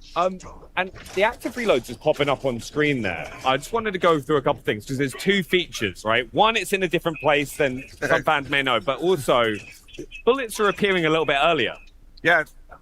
We put the active reload down in the center screen. We found through our testing that, for a lot of people, some returning fans, especially new fans, they just use it way more. If you're an old fan and you like it up and where it was, and that's your muscle memory, 100%, there's a setting for that. But for some guns, we also have this per shell reload mechanic, like on the breach shot, the Nasher. It's really cool because you can still get your active if you go all the way and you wait for it. But if you need that extra shot to get out of a clutch situation, there's a wretch in your face, or in PvP, a person right up on you, you can pop a load right into them as they come at you. Pause. Yeah, so it's just like a nice way you can kind of change based on the scenario you find yourself in. Yeah. And talking about scenarios you find yourself in, as we've been going through this level, you've kind of been walking into areas and there are like tons of kind of clues about things we may have missed or have happened in those areas before. Can you tell us a little bit about that? Yeah. So one of the main things that we try to impart is the brutality of this day. Emergence Day, 2/3 of the planet gets wiped out in one night. So if you kind of pay attention to the corpses a little bit, you'll see little storytelling things. The blood trails sometimes give you a glimpse of what has happened, the pose they're in. So there's a lot hidden in there to check out. No, I honestly, I'm so excited. A big thank you as well for you guys coming and joining us and taking us through Gears of War E-Day. What's one thing that you're most excited for fans, right, to see with Gears of War E-Day? Well, we shared a little bit each time here. I'm really excited for people to experience this story. I think this is one of the a great Gears story. It's all the classic vibes and some great new characters and some really emotional Gears moments tied in with all the brutality. I think people are going to love it. Yeah, honestly, I mean, I think I'm just getting to a place where, like, I just accept a game just being fun. Like, I'm just thoroughly enjoying Assassin's Creed Black Flag Resync for that reason, and I think I'm going to thoroughly enjoy this game co-op. Might even enjoy some Horde mode. Sorry. I get people being like, oh, it's just more Gears. Like, are people going to complain about another sequel? No, they probably won't be. People are not consistent when they make empty criticisms. Don't expect them to be, right? Like, but you don't have to stoop to that, right? Bless you, thank you. So I'm looking forward to it. I think it looks like a really, really good time. I think graphically it looks obviously stronger in the campaign versus what we've seen in Horde and PvP, which is totally understandable. So, I think it looks great. I really do. Hopefully I can come up with a pretty streamlined situation to play on both my PC and Xbox Series X so we can play on our own screens co-op in our living room, because I actually think it looks like a blast. Because I can see that we've also got Gibson involved. So yeah. That's pretty cool. Talk to us a bit about this partnership. Yeah, so we partnered with Gibson Guitars. They're amazing people at Gibson. And they sent us these guitars. They turned up and they were from the factory, so they didn't have the art on, and then my job was to paint this artwork onto the guitars. So. And if you don't know at home, these are particularly tasty guitars that Gibson have sent you, because we've got the SG over here, the Les Paul. These are iconic guitar silhouettes. Very iconic, yeah. Amazing. Can you tell us a bit then about the design? So what inspired you to really lay down this artwork on top of these guitars? So what we wanted to do, we wanted to tap into the pillars in Gears, so the core pillars. So obviously with the Marcus guitar, we tapped into brutality. So that's feels quite violent and kind of visceral and almost very kind of, we tried to kind of cater it to the shape of the guitar as well. So you can see the blood splatter kind of flows across the guitar. You've got the kind of spinning that saw blade just fits right in, and the cog obviously, which ties it to Gears, and then we've got the skull, which is kind of shattered, so that adds that kind of violent, brutal feel. Guys, do me a favor and go crazy on the like button. Try to get me to 300 likes. I have been pausing the ads because I don't like to disrupt live events. If you appreciate that, show some support to the channel. Consider doing a membership. All those things support me. Trying to give you guys a good experience here watching these live events with gameplay. The angel wings, which is the nod to kind of the kind of Maria tattoo, and then that kind of flows to the shape of the SG. Yeah, it really fits and forms into the horns there, which is such a nice detail. I mean, how long was this project end to end? Each guitar probably took about 40 hours from start to finish, so everything's obviously hand painted. In my studio at home. And honestly, it was just such an honor to work on this stuff. Gibson, super iconic. I play guitar myself. I do a lot of work in the music industry as well anyway, so it just ties in really nicely with that. So nice. Amazing. So yeah. But beyond the guitars themselves, and we'll get to the controller in a sec, I do want to tell people it's not just for show, because you can actually get your hands on either one of these amazing guitars if you head over to the Gibson Instagram page and you check out their announced post for more details on how you could potentially win one of these. And people here can also scan the QR code if you come down to the Xbox booth if you want to learn how to win one of these incredible, just beautiful pieces. You have brought something else along for us because there is something else going on in the middle there. So what? Oh, you've got another one. Yeah. So yes. This is a controller that I worked on. So I worked with the Xbox Design Lab on this. This is fully customizable as well. Sick. So you can switch out the buttons and the sticks and stuff and make it your own. And this is tapping again into the brutality pillar. Yeah, getting that brutality vibe. So it's the vibe, and it's just try to make it feel super iconic and just have that. There's the lanterns in there, the skulls. It feels really violent and absolutely. Just taps into that kind of that vibe. So yeah, mate, I think you absolutely killed it with these designs. Thanks, man. So thanks so much for showing us Thanks so much. and talking us through it as well. If you want to get your hands on your own one of the E-Day limited edition Xbox Design Lab controllers, you can grab those beginning September 30th. So check out xbox.com for more information on that. I will definitely be doing that. But thank you, Luke. I hope you have a great Gamescom. But there's there's quite a lot going on here, so we're gonna have to pop off and see what else we got going. So thank you. Come along with me, because the rest of the booth over here that we've got, this entire segment, you can see loads of people queuing up right now to go and actually play Gears of War E-Day. So E-Day has officially landed here in Cologne. This is particularly cool. We've got a custom PC built in partnership with NVIDIA GeForce RTX. We've got the nice COG logo there on the cooler. I mean, it just looks unreal. So if you're in town, come and check everything out. And then what you're going to want to see, Benny was not kidding when he said the boomers are huge, but besides the boomers, we've got a couple of other buddies that we want to be talking to, because joining me in front of this incredible statue and one of the many photo ops that we have on the Xbox booth is Senior Product Manager at the Coalition, Noah Benish, and GeForce Evangelist, Jacob from NVIDIA, to chat with us. I have to give props to the audio team. Doing floored interviews and discussions, they must be using some sort of, I would imagine, maybe even like an AI noise suppression. Like, we're not picking up any of the floor sound. Is he going to say anything? He can say something. You're kidding. He can say something. Would you like him to? We could do that, yeah, definitely. Yeah? Okay, yeah. We'll get to that in a Okay. sec. Now, we should talk shop, though, because Gears on PC is... Oh, someone's getting in. That's cool. That thing's really awesome. That is... I would Can love I to be take able that to, home? Yeah, I was going to say, I don't think it'll... Listen, I respect the guy doing the selfie. He's just like, look, I know y'all are doing this thing, but like, I'm here for the selfie. I'm here for the boomer. And he's just immediately back out of the frame. Like, I love that guy's energy. He's just living his life. He's just living his life, bro. Working on that is exciting for PC players.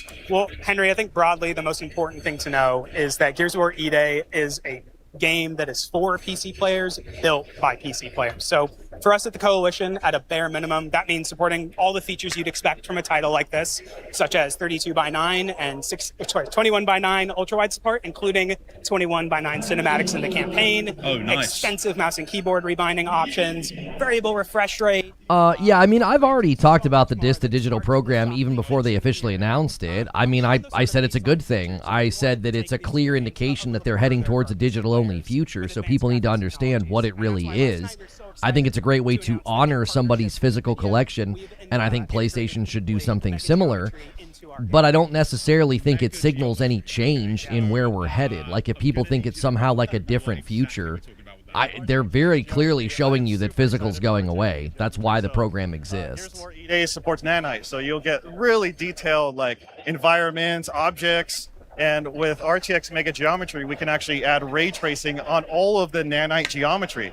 So you'll get much better looking reflections, shadows, and I mean, it's just going to be way more immersive. You know, you get 50 to 100 times the geometric detail with RTX Mega Geometry enabled. It's pretty amazing. That is intense. So, like, just to break it down, you got geometry, shapes, Mega, pretty freaking sick. Yeah. Okay, cool. Everyone's on board now. Great.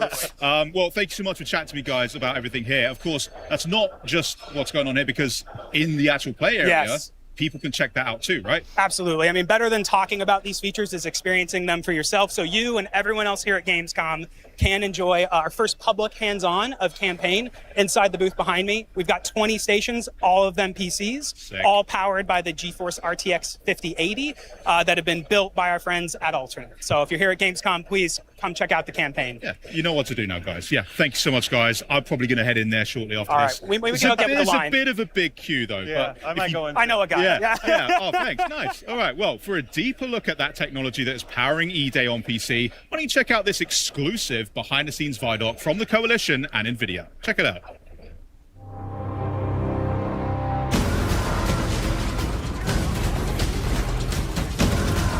Gears of War E-Day is the next game in the Gears of War franchise. It's the story of Emergence Day. It's going back to the beginning, when the Locusts first come out of the ground and start attacking. It is also a game that has been built from the ground up on Unreal Engine 5 with all new art and all new systems to push visual fidelity to a level we've never achieved before. Gears of War is probably best known as an Xbox franchise, but the PC has always been a very important platform that we're using to bring the most we possibly can to the game. The PC community is incredibly important to us. I, myself, am a PC gamer. I've been making PC games for my entire career, and we've built this game with a PC mindset. We're trying to push a lot of technology, high detail geometry, heavily using nanite and lumen. We're going to be one of the first titles to use mega lights. Gears of War supports hardware, ray trace, lighting, shadows, and reflections. This shows up in so many different ways. A great example is our pay and save. This is an environment that has TVs that have dynamic lighting coming off them and bouncing off the scene. There's a lot of dynamic elements to the game. I think one of my favorite things is tickers, watching them run through the level.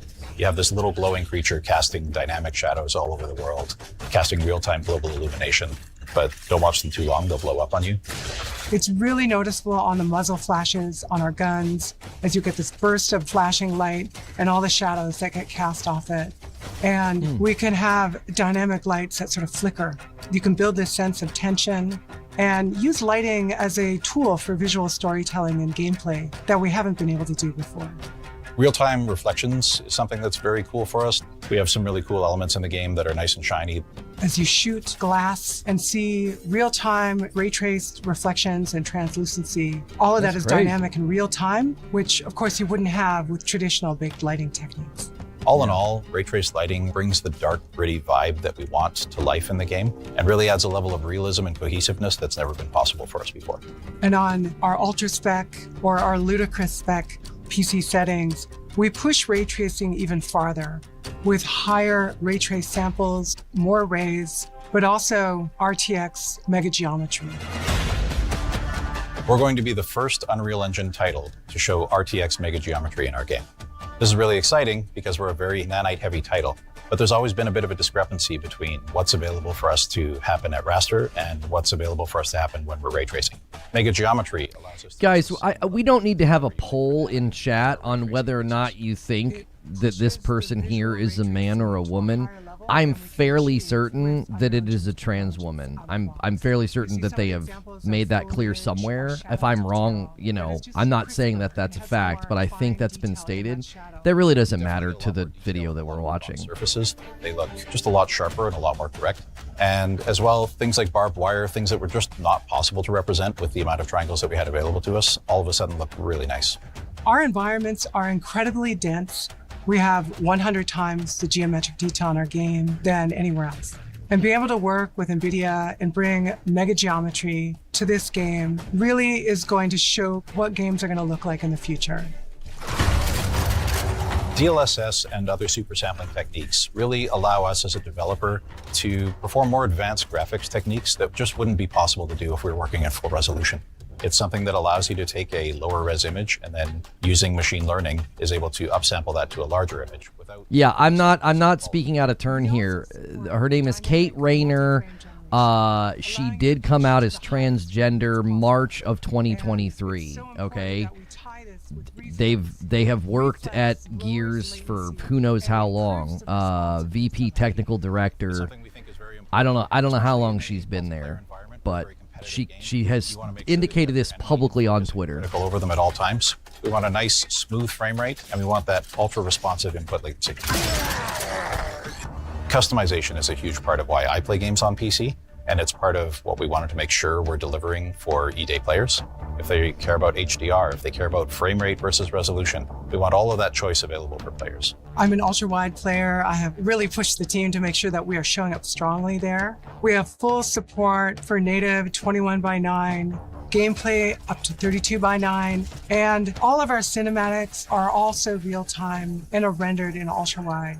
Our benchmark is something that's very important to us. It was something that has always been used by reviewers. Somebody says, what do you have against trans people? I would encourage you to not be stupid and open your ears. I didn't say anything against trans people. I was saying that they are an openly trans person and that chat doesn't need to be debating about it. So maybe listen better. What is possible in gaming? And working with NVIDIA, who share the same philosophy with us, we've been able to bring features like ray traced lighting, RTX mega geometry, DLSS.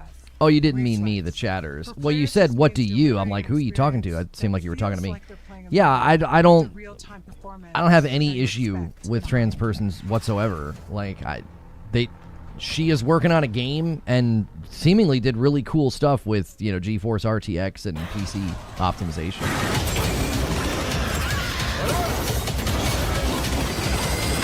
Welcome back. All suit systems are nominal. Atmospheric interference is causing data transmission issues. Proceed with mission.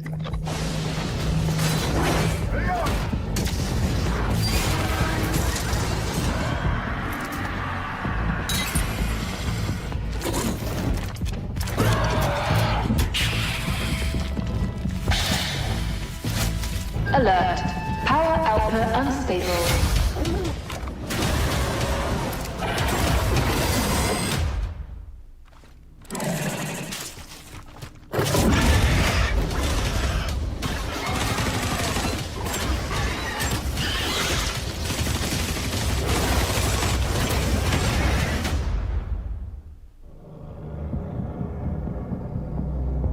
Alien Death Star? I love it when the title of a game so purely matches the gameplay. And here to break down what we just saw and give us an exclusive first look at what fans can expect in-game for Alien Deathstorm, please welcome Rebellion's head of design, Ben Fisher. Welcome. Hiya, how's it going? Ben, it's so good to see you. I mean, it feels like only yesterday we were hanging out at the pub, chatting Amfall, and it seems that you and the team have been pretty busy since then. A lot of you guys are questioning why they would promote all the good work they did on PC. You have to remember that the Coalition is extremely talented with the Unreal Engine, so I think it's totally fair for them to display their developmental prowess and what they've done for PC.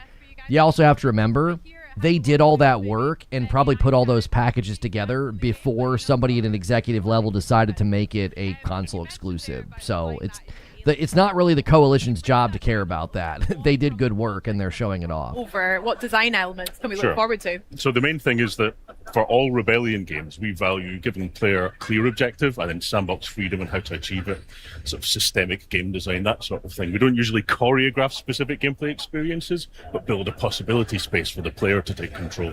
So exactly that same stuff has come across to Alien Death. No, Fable will be at the end. The new challenge for us has been combining that with horror gameplay, because horror gameplay is normally quite handcrafted, but I think we found a secret formula that really makes it happen procedurally. It's very exciting. Secret sauce, very exciting. Nice. No, I'm really excited to see it, so should we get started?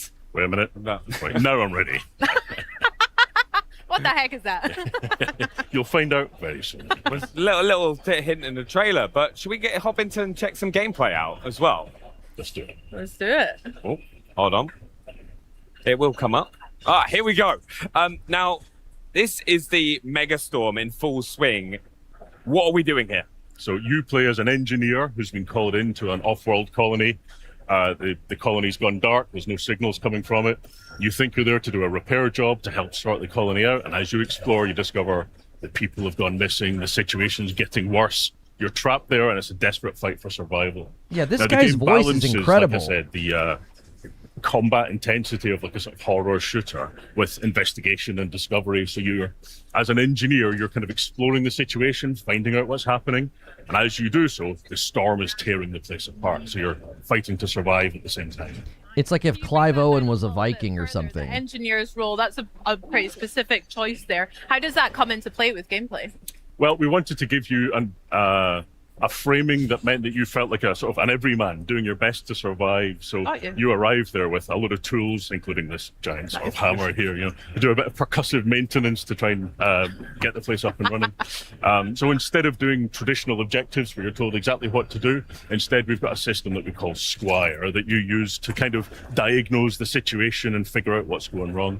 So what we can see here is the player exploring around, testing out the locations, trying to see what's happening and trying to piece together in their head how to tackle the situation in front of them.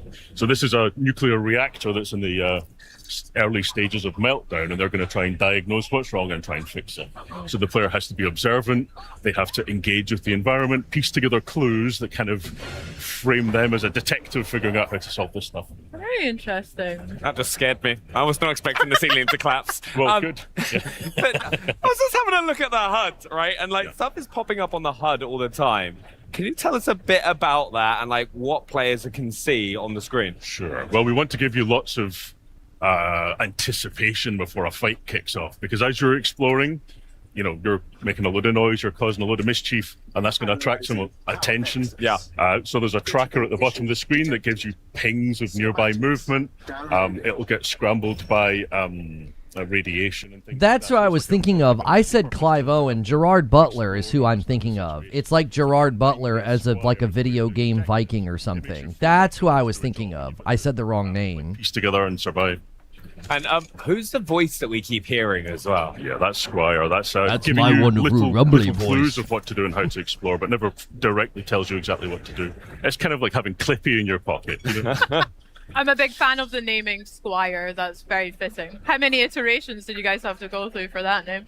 Well, we always like to give things a kind of uniquely British twist, a uniquely British flavour to it, and it feels like a nice little like friendly friend in your pocket kind of thing. So it seemed like a natural fit. Squire. Exactly that, yeah.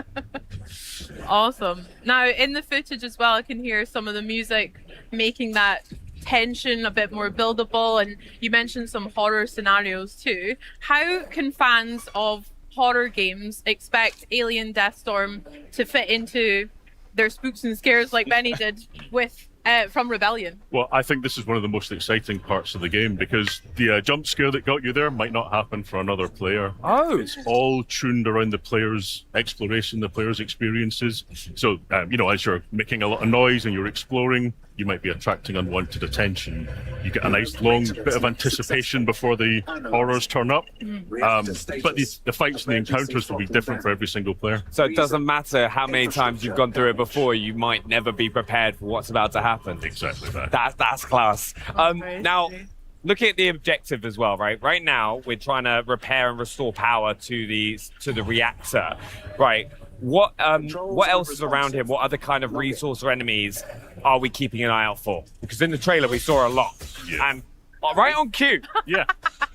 So the player here has been poking around, attracting attention, and that's spawned some enemies because they heard the sound and they came to take out the player.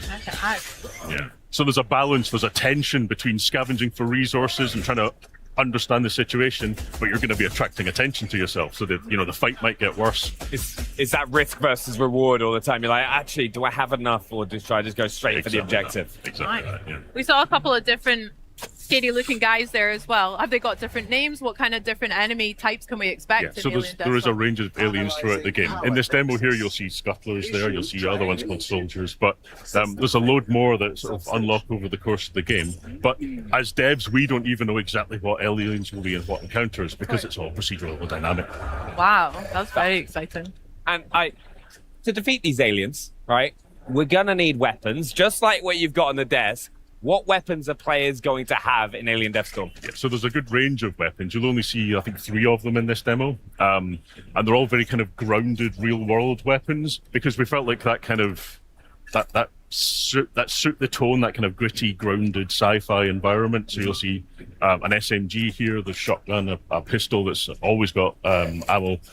And you can upgrade and tailor the weapons to your personal playstyle. So as you explore, you might find things like a holographic sight to help you aim the gun, and you might choose that that's your playstyle. You might prefer it. How does that actually work for weapons, the upgrade system in Alien Deathstorm? There's workbenches found throughout the game, and you sort of collect crafting materials as well, and blueprints for the various parts.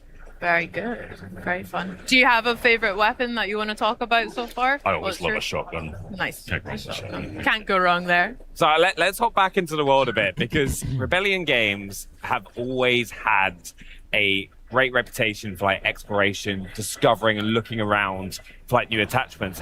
How does Alien Deathstorm encourage players to venture off the beaten path, especially if you're going to be like potentially running into more aliens for doing so. Yeah, well, we strongly believe. I don't know if this is in the Aliens franchise. Are they xenomorphs? They look to me just like sort of generic monsters. That balance of trying to find those resources and survive, but watching out for threats. So one of the ways that we tackle that is we try and make each environment you explore have a kind of internal logic to it.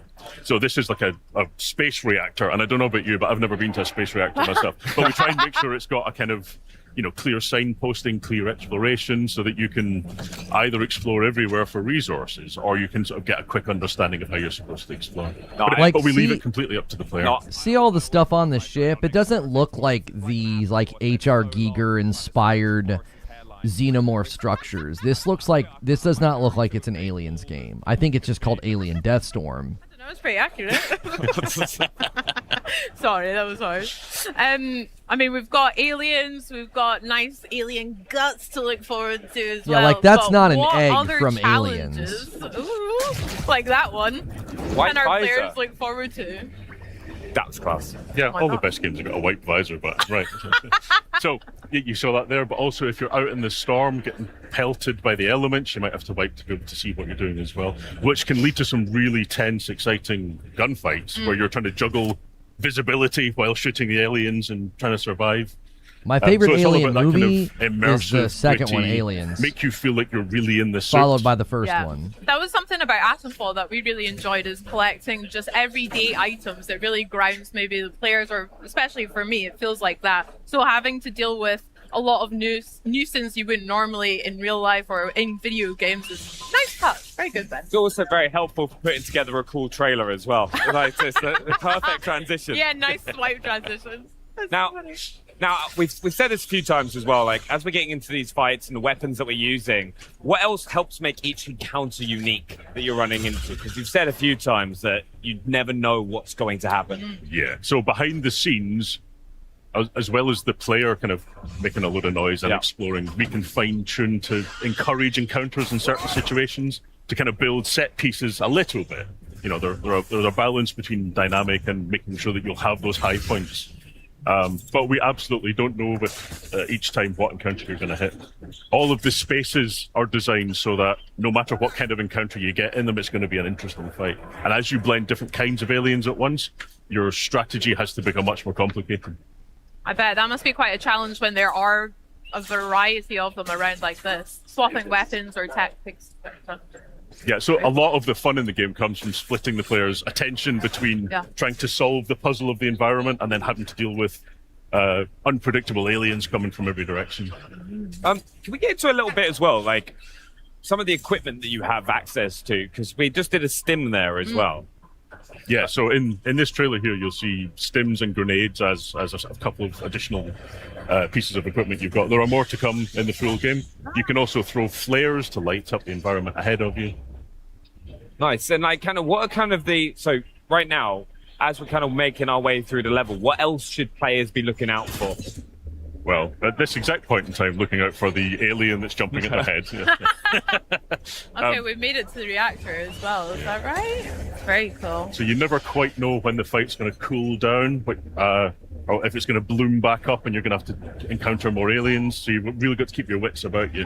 And in this space here, you can see that the tracker has, the scanner is noisy. Yeah. You know, so because you're near a reactor, it's messing with your equipment, so you lose a little bit of health. Yeah. So you're going to be unaware, like, exactly where aliens are going to be coming from. Also, with these big fights kicking off, what are some of the most effective tactics that players could kind of use to get those situations? Because you obviously want to kind of thin the horde down at times, so you can then go back to exploring the area. Yeah. So a lot of the time.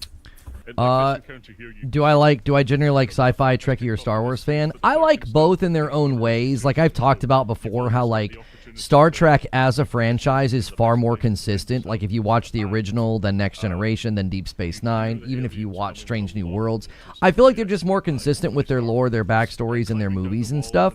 And Star Wars is a bit all over the place. Part of that's because George Lucas doesn't do a good job when he has unbridled control over the creative process, like he did with the prequels, and then when you handed everything to Disney, they did a terrible job. That's probably why they're so inconsistent. But I still love Star Wars. I loved Rogue One. I loved Andor, and I really do like Star Trek as well. I like them in their own way. And I love the Alien movies also. I think, Sigourney Weaver is a total babe, even today. I think she did an excellent job in all of the movies. Alien 3 probably being my least favorite. That's crazy. Egregious. We'll see how that goes, I bet. It'll happen on stream. Ben, thank you so much for sharing that with us. It was always a pleasure as well. Yeah, and remember, Alien Deathstorm drops spring 2027 as well, players.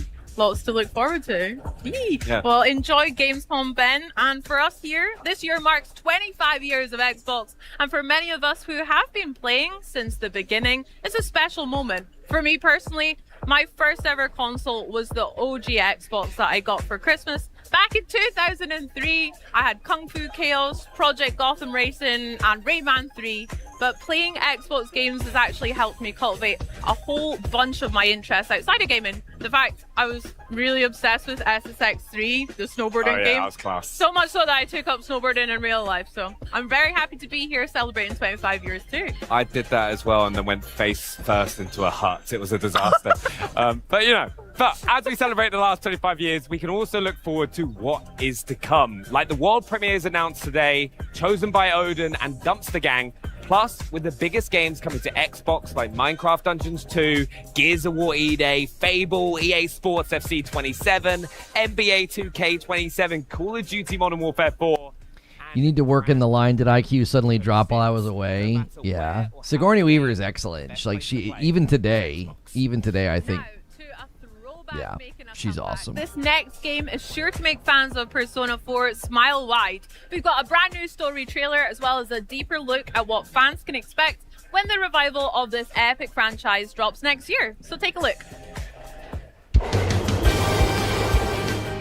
So, are you... Guys, do me a quick favor. Try to get us to 300 likes. A lot of people watching today forgetting to go through that ritual. Take a quick second and hit the thumbs up. Can't get anywhere else.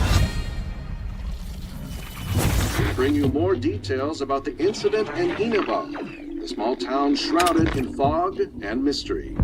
The nicest thing about this town has been the peace and quiet, and now we're gonna be the center of attention. Police are treating this as part of a serial murder case. You ever heard of the Midnight Channel? On a rainy night, you look into a TV that's turned off. When the clock strikes 12, someone else will appear on screen. Really? An urban legend. Not even a kid would believe something that stupid. The time has come to open thine eyes. Call upon power within. No.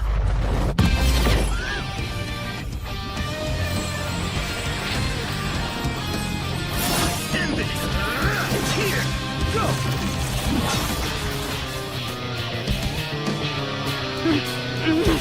No! Who are you? I'm your shadow, and there's nothing about you that I don't know. I don't believe you. You're not me! Doesn't it seem like that world in the TV has to be related to Senpai and Yamano's deaths?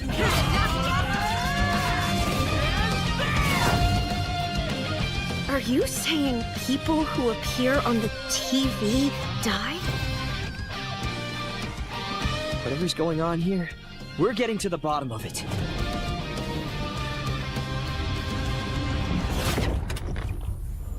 Thank you for the gifted member, Broken Earth. My favorite Trek movie is the one, I always forget the name of it, the one where William Shatner's in it, and he's riding the horse, and the jump is what clues him in that he's not actually in a real place. I love that movie. ペルソナ4リバイバルの新たな姿をご紹介しました。本作は静かな地方都市を舞台に連続殺人事件とそこで次第に明らかになっていく隠された真実を追い求める物語です。しかし、ペルソナ4は単に事件の真実を追いかける作品ではありません。Yeah, it's fantastic. その根底にあるのは I have really good memories of watching Generations with my parents, and we loved it. It was very, very fun. It was so cool to have Shatner and Patrick Stewart interacting. Like, it was just awesome. It's just a great movie. Good time. TV. これらの対比こそがペルソナ4を特別な作品にしています。明るく青春に満ち、思わず笑みがこぼれるような親しみやすさや人との距離の近さを感じたかと思えば、次の瞬間には不穏な空気に包まれることもあります。稲葉の温かな日常があるからこそ、事件の謎はより強く心に迫ります。そしてその事件を取り巻く闇が深いからこそ、仲間と過ごす何気ない日々がよりかけがえのないものとして感じられるのです。シリーズ未経験の方にとっても、本作はペルソナというシリーズを最も象徴的に体験できる作品の一つです。地方都市で高校生活を送り、人々との出会い、関係を築きながら一日一日をどのように過ごすかを選択していく。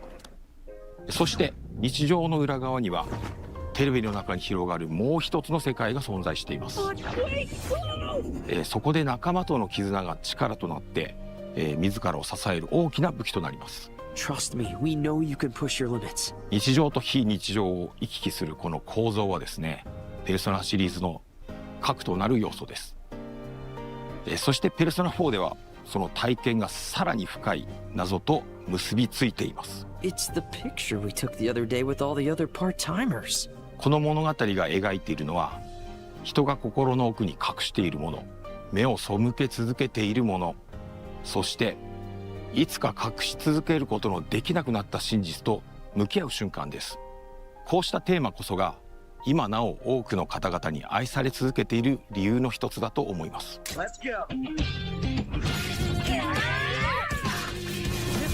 ペルソナ4リバイバルの開発を始めるにあたって、私たちが最も大切にしたことの一つは、オリジナル版で多くの方が感じてくれたあの空気感を守ることでした。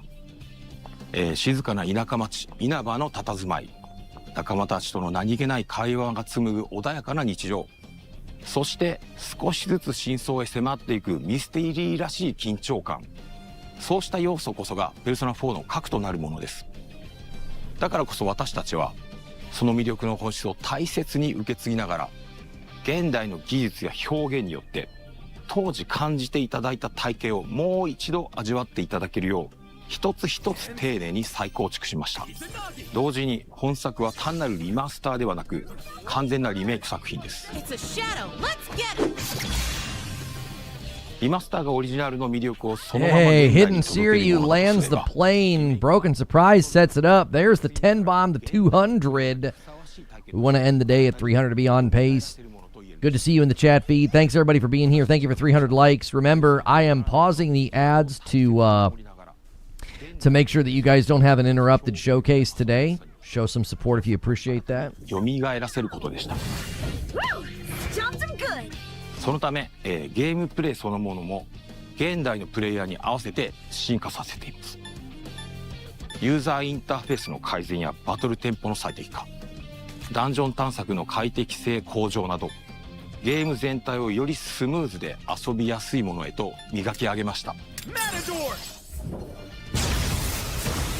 初めて稲葉を訪れる人にも、久しぶりにこの街へ帰ってくる人にも、自然とこの世界に引っ込まれるような体験をお届けしたいと考えています。またキャラクター表現にも徹底的にこだわりました。ペルソナ4においてドラマチックなシーンだけでなく、仲間たちと過ごす何気ない日常も非常に重要な要素。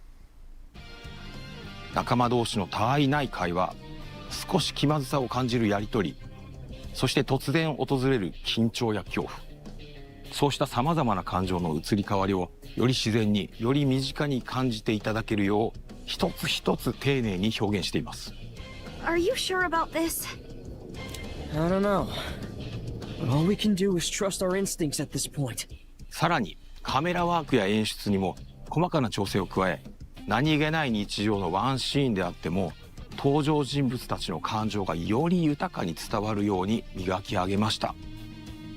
ペルソナ4ならではの温かな人間ドラマを大切にしながら、キャラクターたちをこれまで以上に身近に感じていただける作品へと生まれ変わっています。 You're me, and I'm you. When you get down to it, all of this is me. ペルソナシリーズにおいて音楽は単なる BGM ではありません。作品の空気感を生み出し、物語を彩り、プレイヤーの皆さんの記憶に残るペルソナを語る上で欠かせない存在です。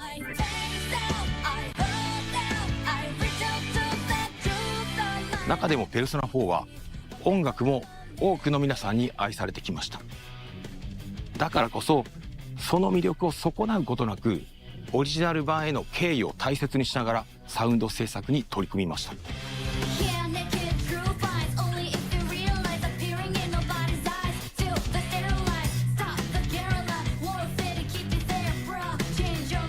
原作楽曲の魅力を受け継ぎながら、ボーカル曲やバトル曲をはじめ全楽曲を現代の表現に合わせて丁寧にリファインしています。さらに本作のために数多くの新曲も制作しました。懐かしさと新しさ、そのどちらも感じていただけるサウンドをお楽しみいただければと思います。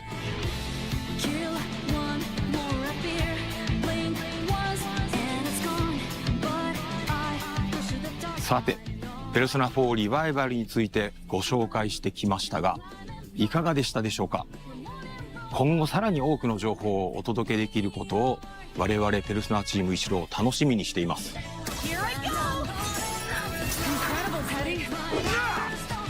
最後になりますが、本作がペルソナシリーズを初めて遊ぶ方には、日常と非日常が交錯するペルソナならではの魅力を余すことなく体験していただけると思っています。そしてすでに稲葉市をよく知っている皆さんにも、知り尽くしていると思ってたこの街にですね、まだまだ新たな発見や驚きが待っていることを感じていただけるはずです。ぜひペルソナ4リバイバルで霧に隠されたその真実を確かめてみてください。Who's on air?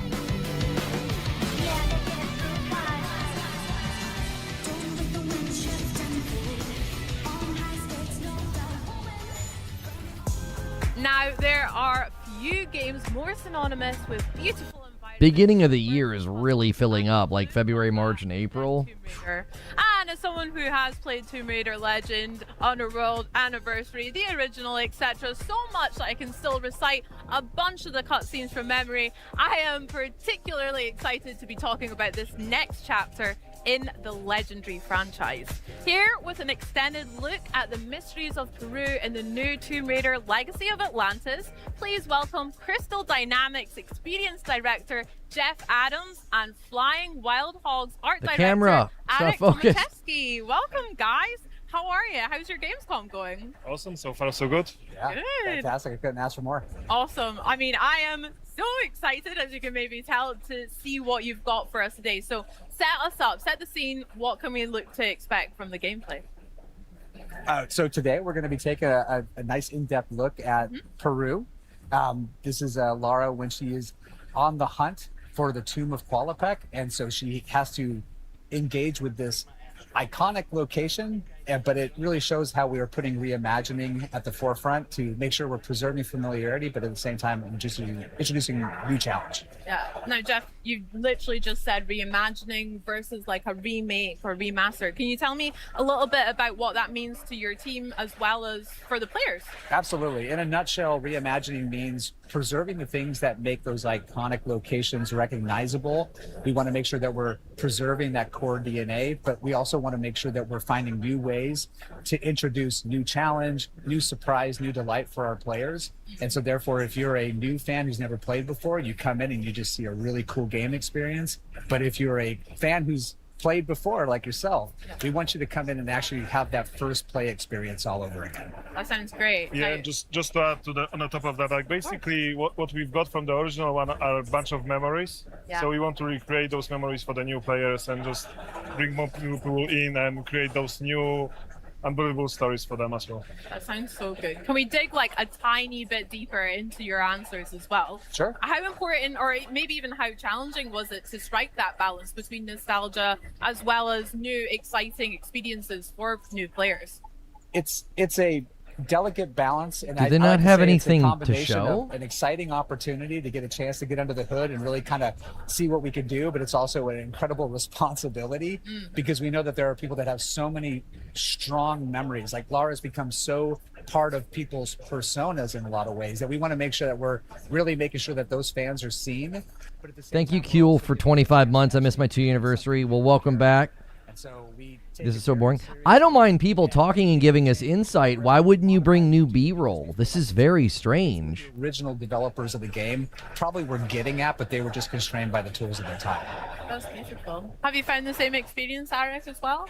The design looks incredible. Yeah, I mean, what we wanted to do, for example, with art, we wanted to bring back the same color palette. So like when you squeeze your eyes, you can see that, the original game. And just bring this subconscious idea throughout the game. But also we want to keep the key elements from the original one. So we're trying to be, like Jeff said, being super respectful to the OG, but then bring our own flavor to it as well. Okay, I can't wait to spin my eyes then and look at the game. That's so smart. I never thought about that before. Well, can we take a wee look and see what it's all about then? Okay, here we go. We will allow it. Thank you. And here she is. Oh, such swagger she's got. Yeah, you see that familiar silhouette come into the light and you just instantly get the hairs in the back of your neck standing up. I mean, speaking about hairs on your neck, this looks absolutely incredible. Arik, talk to us about, well done. And congratulations to you, the whole team. Yeah, it's the team's work, but what we're trying to do is being authentic to the place that we are bringing people in. Because basically, Lara Croft is archaeologist, so the places she discovers and she explores, they need to be real. So in this example, we dive deep into Incan culture and architectures in Peru and also the plants and everything. We made sure that Laura had an ample amount of cake for those of you interested. We've been authentic to the Peruvian culture, but also we bring, it's a game, so we want to make it fun and beautiful. Yeah, it's really. When we dove into it, we're like, okay, the cog puzzle is such an iconic part of that game. I'm going to say iconic a lot because we are dealing with an icon. Yeah. So, but let's say they're memorable water cooler moments that people remember so well. But in a modern gaming sense, like we have an ability to create a higher believability sense of immersion. And so when we really kind of step back and we look at it for what it is and how we try to make the gameplay feel naturally seated and believable in the world, but just slightly out of place, like why does this exist? It sparks a feeling of curiosity. And curiosity combined with exploration is like what Tomb Raider is at a core. And so we get it on screen and we hopefully make people happy with it. Yeah, but also when you look on the cog puzzle, we wanted to make a sense why it's there. So we created a whole narration around it. Like we created this culture that has this ceremony of bringing the cogs together to open the gate to Tomb of Qualopec. So it was really fun to just build the whole structures and logic and the whole system, why it would be there and how it worked. I love that. Like here's a perfect example of curiosity on display. Like Lara gets a beautiful pencil dive into the water after dislodging the roots. 10 all round, by the way. Oh, awesome.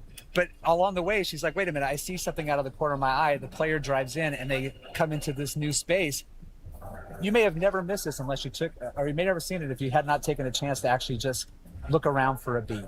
I mean, speaking about looking around, is there maybe particular details that you guys are really proud of or that you want players to really notice in the environment of the game? From an environment perspective, for me, was the most important. I want people to immerse in the game, and I don't want to break this immersion, so I wanted to build everything with the logic. So everything, all the mechanisms, all the puzzles, they need to be there for a reason, and me and our team... Yo, Hounds with the Prime, welcome back. Sure that every single puzzle, every single obstacle that Lara meets, it makes sense. So, like, when you dive deep into the environment, into the world that we are playing, it's there because I want to build it, not because the game requires it to. And we don't want the environment to feel like it's a heritage site. I mean, we're in the wild. This is a lost city, lost to time that we are discovering. And as a result, we have the opportunity to kind of do some storytelling tricks where we can actually say, hey, this is a culture that evolved in isolation for a while. So how do you preserve what we know about Incan culture, but at the same time, give it a uniqueness to say, hey, it's unmistakably Tomb Raider, but it's that way because they just evolved in isolation for a while. Yeah. And when you play the game, you're going to find out why. Yeah. Sick. And then you can have a lot of fun with the overgrown aesthetic, as well as obviously some of the dirt that Lara's picked up as she's traversing through these environments. That's sick. Yeah, I mean, that's a part of just making sure that the environment feels like you are the person who discovered the first in a very, very long time, because that's what she does. And we want to make sure that that's how it feels as well. Yeah, and Lara's not, she's not a delicate flower. She looks good, but she is going to get her hands dirty. She's going to dig in. Heck yeah. She's going to go anywhere, and she's going to follow her instincts, similar to how she's doing here. She's like, I need that cog to get that puzzle moving. I found one, but that has opened up the path to somewhere else. So curiosity is driving her. You're going to be along helping her find that way. And we get into beautiful traversal that makes sure that Lara's physical attribute, her abilities. I would pay extra money for games that have this type of traversal. I'd pay an extra $5 for an update that they never slip and almost fall. I'm so tired of that climbing trope in games like this. Oh, I almost fell. Greece, Egypt, all of the levels. Can you go a little bit deeper about how you've evolved them for Legacy of Atlantis? Similar to when we talked about reimagining, it's about saying, hey, this puzzle as it existed, what was the original intent here? And if that intent is something that we are like, hey, that's a really strong guiding principle, how do we take that and make it the ultimate version of what it intends to be? Sometimes that means sticking very close to the formula. Sometimes it means deviating into another area, but we do so in a way that's very thoughtful and very precise, because we never want to make it feel like we're ignoring the history of this adventure that we're reimagining. We want it to feel like it's the re-debut. I bet you can turn it off. And so no, the almost slipping while climbing thing is usually scripted, and every single game does it. It's just very tired. I think this looks great. Obviously, they're not revolutionizing anything. They're reimagining the first game, which influenced an entire, genre of game types. Like, we've seen puzzles like this show up in Uncharted, Horizon, God of War. I think this looks great. I also think this looks like kind of an opener to maybe sort of acclimate you to the basics of puzzle solving. I think the environments are very nice. It's got a great tone and vibe. Little curious what combat ends up looking like. They've kind of shown us enough of the traversal and puzzle solving for me. But we also have our hardcore players that are like, I want 2 pistols and no help. Yeah. And we're accommodating them as well. Yeah, I love that. Giving players way more choice and following their lead as well. That's so cool. It sounds like you guys have done a lot of research as well and really respected a lot of the environments that you're talking about in real life, as well as creating a more fantasy realm for Lara to explore. That sounds sick. I mean, the research is a massive part of what we've been doing, because the cultures that we've been working on recently is Incans, ancient Greece, Egypt, and we want to be respectful to those cultures and to the history that they had, and also for the players to feel like they are actually archaeologists, not just playing the game. So that's why we've done so much research. And when we decided to partner with the Hogs on this game, co-develop it together, we knew that they were also fans of the game. I think Maddie is actually one of the designers on the yeah. So we've got a designer on the team who literally used to make Tomb Raider levels for fun. Yeah. And he's really well known in the community. So these are real fans that are making the game. Wow. But at the same time, we're also, we have a luxury of very talented developers who ask the right questions, who push in the right places to make sure we get really cool stuff that's fun to play on screen. And watching this whole process unfold over the last few years has just been a treat as a developer. I bet. That's so special. That's so cool. What we're seeing here is Lara movement in full action there. She's got a lot of swagger. Like I said, she's got steez looking. Can you talk to me a little bit about some of the innovations that Lara's movement can be experienced in Legacy of Atlantis, and how it'll feel for players to play as her? What we hope it feels familiar. We hope that you can pick up the sticks and you're like, wow, this is like putting on an old pair of shoes that are super comfortable. But at the same time, we've given her... Tim Curry passed away. Man, it's happening, right? It always happens in threes. He's legendary, dude. Like, Rocky Horror, Clue, even he was in Home Alone 2. Remember the hotel guy? That's a bummer. But that cog puzzle, I mean, she basically knew she needed to find it. She used her instinct. She moved upwards through this beautiful little pocket city that was Yeah, adjacent this has to been this bumped temple, to next year. Discovered things about it along the way, got inside, found this beautiful water clock whose purpose is unknown. Yeah. She gets it, Look at her and go. look at this. There she is. That's Lara, baby. Oh my gosh. Lara never comes in through the front door, and she never Yes. leaves without style. Oh, that's sick.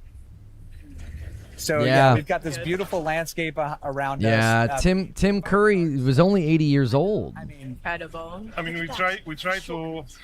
When you play in this game, like we want you to explore and just enjoy exploring the environment, apart of doing everything else. Like if you just want to walk around. Yeah, Tim Curry's the original Pennywise. What's actually happening in this place and how what the people were doing there hundreds of years ago, you can do so, and just working on all those vistas, it's just so awesome. People, like our teams put so much heart and passion into building the vistas like this. Look at that. This is one of my favorite Cinema, favorite guys. moments is the postcard shots where you're Yeah. alone in the wilderness.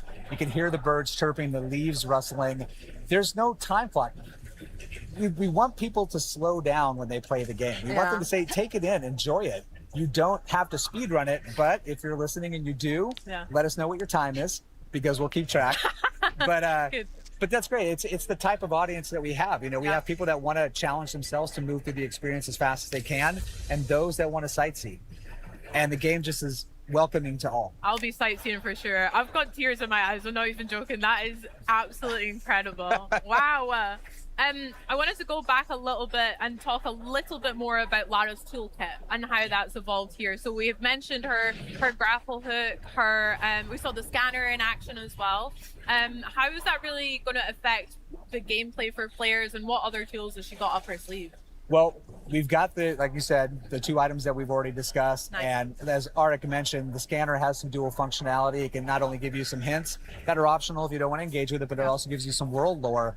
But on top of that, we've got some things under the hood in our PDA that we can use to help give her some slightly different skill attributes if you want to equip her in a certain way to help meet challenges as you face them. We've got our crafting system because we want to make sure that, you know, finding med packs in the middle of the jungle. It's cool. A little bit old school, yeah. In a tomb 10,000 years old, has lucky that there's a first aid kit What here. do you mean? They're not there all the time? No, What the heck? so we were like, how do we make this still feel like Tomb Raider, but at the same time, like, not break immersion? And so that's where like crafting is a perfect add-on addition to it. It lets her scavenge the world for resources, use her knowledge and her ability to craft something useful. And on top of that, she can use recipes to provide certain gameplay buffs that are going to help give her short-term if you want to, you advantages. don't have to. And you can just play the old school way, dual pistol all the way through with healing items if you want. If you want to put your heads down and power through it, you can do it, but these things are available to you, and we think they're fun to engage with. Amazing. The Tomb of Qualipec waterfall gate is opened. Done it. Now here we're advancing to a little bit later in the game. Yeah. We're now just on the cusp of a very memorable first encounter. So folks, hold on. Here we go. Oh, I remember this, I think. But we got to do it with style. Yes! I'm so worried you were going to include us on that. That's so sick. You know, she's so cool. Early stages of the project, we were like, hey, you know, if we're really going to do this, we want to represent Lara in a way that she's fully recognizable. And part of that is the acrobatics. Lara without the acrobatics is still cool Lara, but not classic Lara. And here they're on full display, but what I hope people appreciate is that there's more grounding, more believability to it in how she moves. She's still having fun, but it's synonymous to her, but like you mentioned, the more grounded when she was kicking the cog puzzle, that looked sick. It was so cool. Yep. But yeah. Those little interactive moments add a sense of cinematic spectacle time to time, which is nice. It allows the game to still feel like a summer blockbuster. Yeah. And speaking of, hello, who are these guys? Hello. The Raptor design looks really cool, Arik, as well. Brilliant, thank you. I love the addition of the feathers. Yeah, I mean, we wanted to keep the red color, you know, which you remember from the original one. But obviously, our knowledge about the dinosaurs evolved so much since 1996. So we wanted, and like with everything in this game, we want to add on the top of what's been done already. So we kept the color. We had our own silhouette designs, and we added the feathers to make it unique for the legacy of Atlantis. Nice. And their combat has been like dramatically overhauled. They're no longer just charging at you and just taking bullets. They're thinking, they're evading. You have the ability to use the health reticle when in aim down sight to be able to kind of assess where they're at, so you can target your shots. And with Lara's combat, love seeing the axe make a little appearance. Utility gear for the win.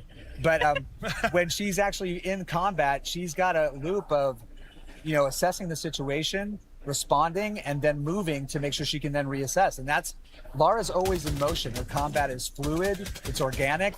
But at the same time, it helps her kind of overcome challenges and get the upper hand. Yeah. Yeah, she needs to keep moving all the time. It's like a dance for them.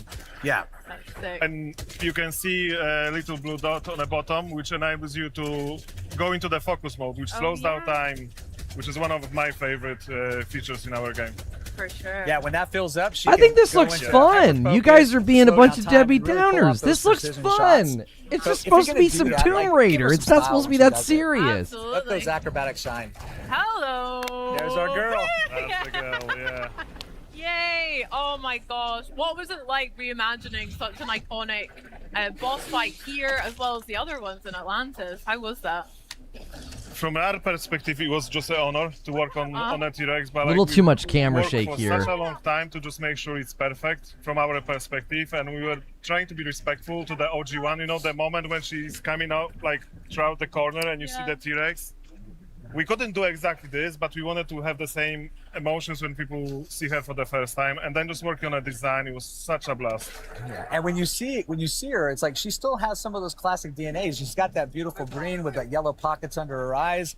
But we've also got some added elements in the feathers that also provide a little bit more. Tomb Raider doing Tomb Raider things. She's in a geothermal valley. I mean, yeah, maybe it's because I set my expectations to the franchise's ceiling. I don't know really how to explain it better than that. I mean, do you understand? Like, my expectations for this franchise are basically what they just showed me. Just a fun time, solving some puzzles, getting in shootouts with dinosaurs with 2 pistols. Of course it's going to be a little silly. Like, I don't know. This looked like exactly what I hoped to get. It looked fun. Like Zubair's saying, like, it's a double cheeseburger, I thought it looked great. The camera shake was a bit much during the one sequence. Other than that, this looks like just a fun time. It doesn't look like it's taking itself that seriously. Want to have fun. Yeah, we want them to feel like they're being put onto a cinematic thrill ride when we are ready to do that. But we also want them to feel like when we're not in that moment, they get to ramp down, explore, enjoy what we put out there for them to Yeah, explore. but it's also so much fun to, I don't deny that, Paul, that I really liked of the 3 Tomb Raider games that came back. I really loved the first 2. Didn't like the third one. It was a different team, and I feel like they failed to capture and evolve what they did such a good job of with the 2 other games. But this is what I expected from Legacy of Atlantis. It's a reimagining of the original Tomb Raider, and I think they've done a good job in that effort. Now, I'll be a little bit more critical of the other game, the new game, because of what that trilogy offers. At least 2 games in the trilogy I think are excellent. So, the new Tomb Raider, yes, I will be a little bit more critical of. 100%. 100%. I think that's a fair thing to do. I have my expectations a little bit maybe more in line with what they just showed us for what is a reimagining of the first game. Starting February 10th. Now, guys, there is still a whole lot more coming up here on the Xbox at Gamescom broadcast, including Mega Man Dual Override, Forza Horizon 6, and I get to chat with Fable's game director Ralph Fulton and walk through the full demo that they're featuring right here in the Fable Theatre on the show floor. Heroes, wit, Power Stone, combat, and more. I'm simply chuffed. Now then, if ridding an alien planet of its most menacing habitats with a rig full of futuristic weaponry and And some of you guys are being really rude. Why can't she just have fun? She just said she's chuffed. Like, come on. I like a host that's just going to kind of get into it. Like, yeah, this is awesome. Haha, yay. Instead of just sitting there like a robot. You'll gear up aboard the rig, meet your crew, and choose the tools that fit your playstyle. Then it's time to drop in and get to work.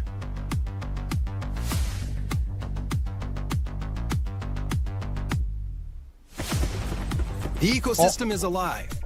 Also, I'm here for the Helldivers Deep Rock Galactic slop. I'm so here for it because I wouldn't consider this to be slop, but like the idea that I guess I should say clones. I'm here for the Deep Rock Helldivers clones. I'm here for them. Like if they're fun and the loop is enjoyable, I could easily see Madam and I getting 20 hours out of a game like this. They're built to create opportunities, reward teamwork, and let your crew shape the battlefield.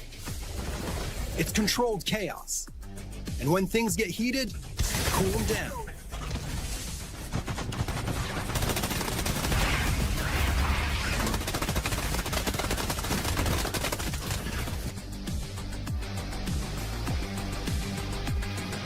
You love these games, but you have no friends? That's why you should get into the Discord and find people to play these games with. We have a very active Discord.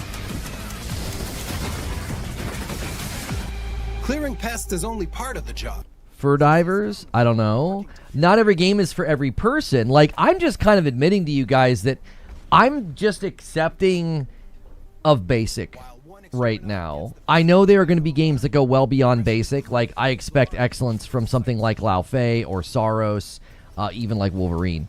I'm okay with basic when that's what I'm looking for sometimes. Do you know what I'm saying? Sometimes I'm just looking for basic. It's fun. It's so fun to play something where, like, you know what's going to happen. It's a very, very predictable loop, but it's fun. It's satisfying. Like, this just looks like a fun time. Like, I don't need every game to be hyper complex and, like, difficult and new. Yeah, Control Resonant is my gourmet cupcake this year. But sometimes I'm just wanting a cheeseburger or, like, a chocolate chip cookie. You know what I'm saying? Like, Control Resonant's going to bring the heat for me this year in that realm of, like, awesome, new, fresh, super cerebral, and creative. But then sometimes I just want to boot up and shoot stuff with Madam. You know what I'm saying? Call in your ride, defend the extraction zone, and earn your pay.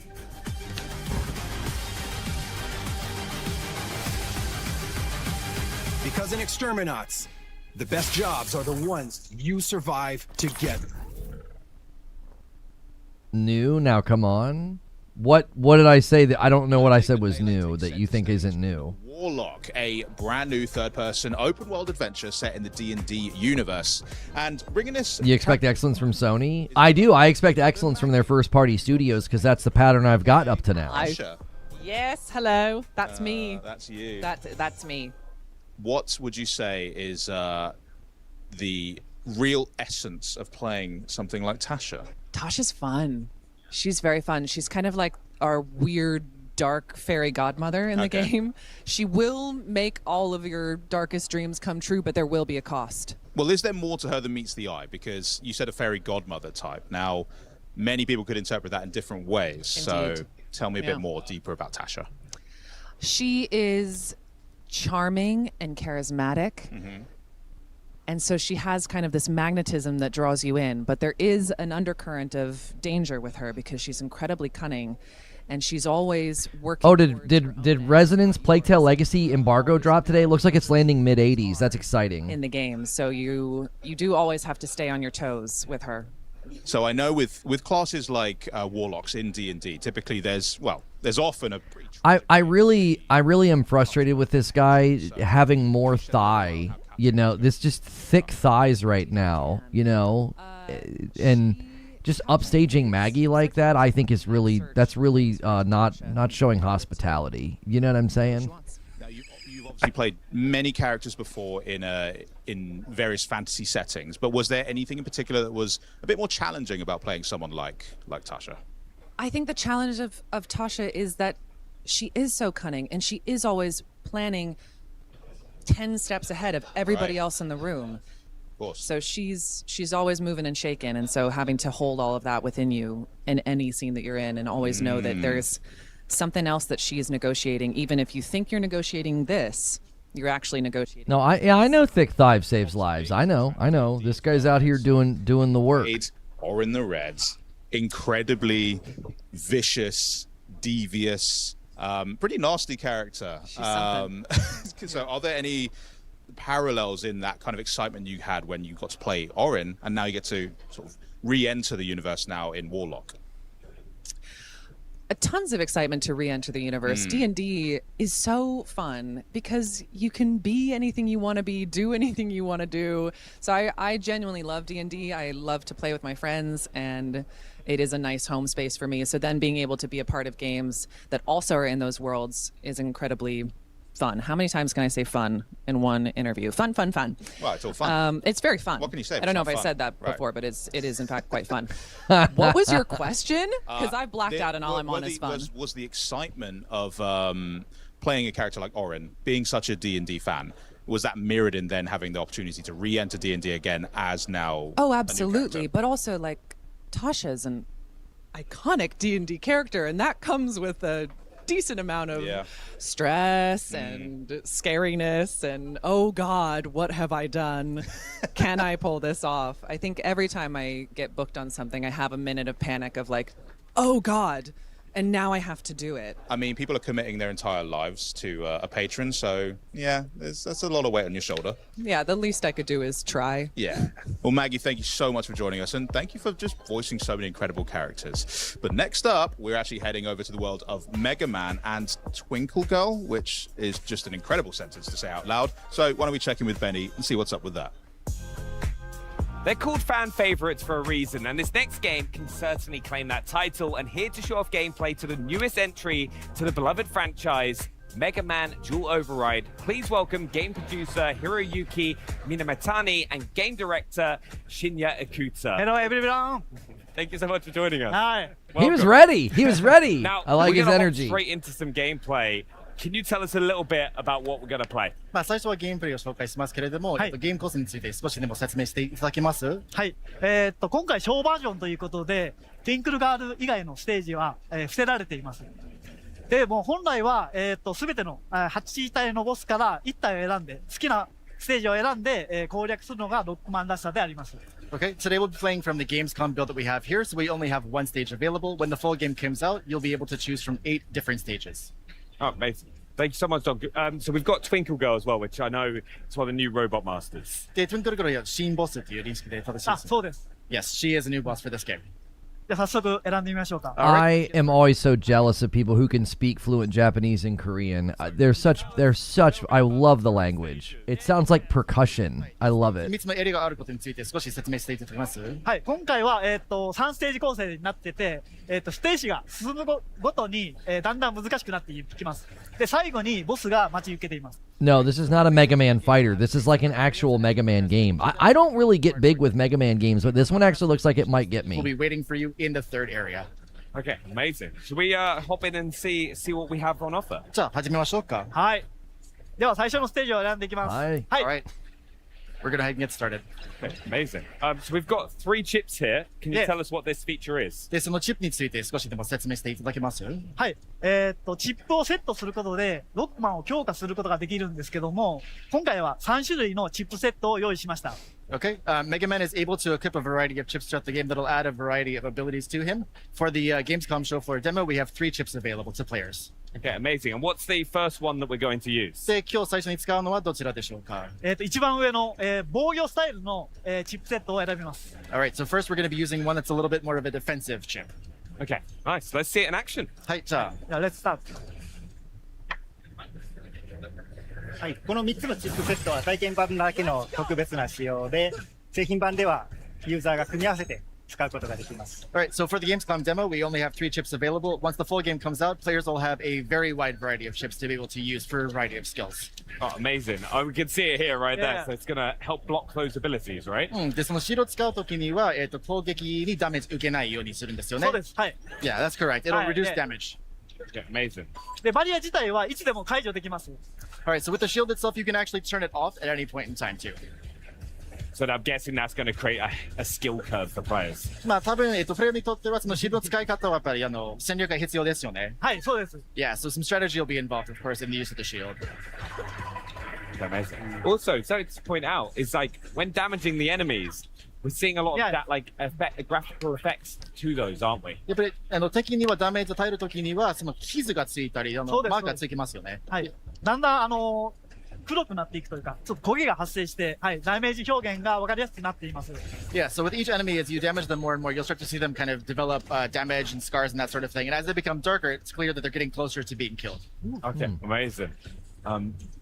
So as we progress through the level as well, we're noticing a lot of familiar enemies from that people recognize from the previous games, right? Can you tell us a little bit about that and how you balance it in this game? はい、ステージが進行につれて、馴染みの敵と新規の敵が登場するんだけれども、そのバランスを取るにはどのようにやって取り組んでいます？そうですね。やっぱ懐かしい敵っていうのは、出すとやっぱファンの人はすごく喜んでくれますし、結構なんていうんですかね、配置の位置でかなり攻略が難しくなるような敵もすごくたくさんいるんで、それをバランスよくセットするのが、大事だと思ってます。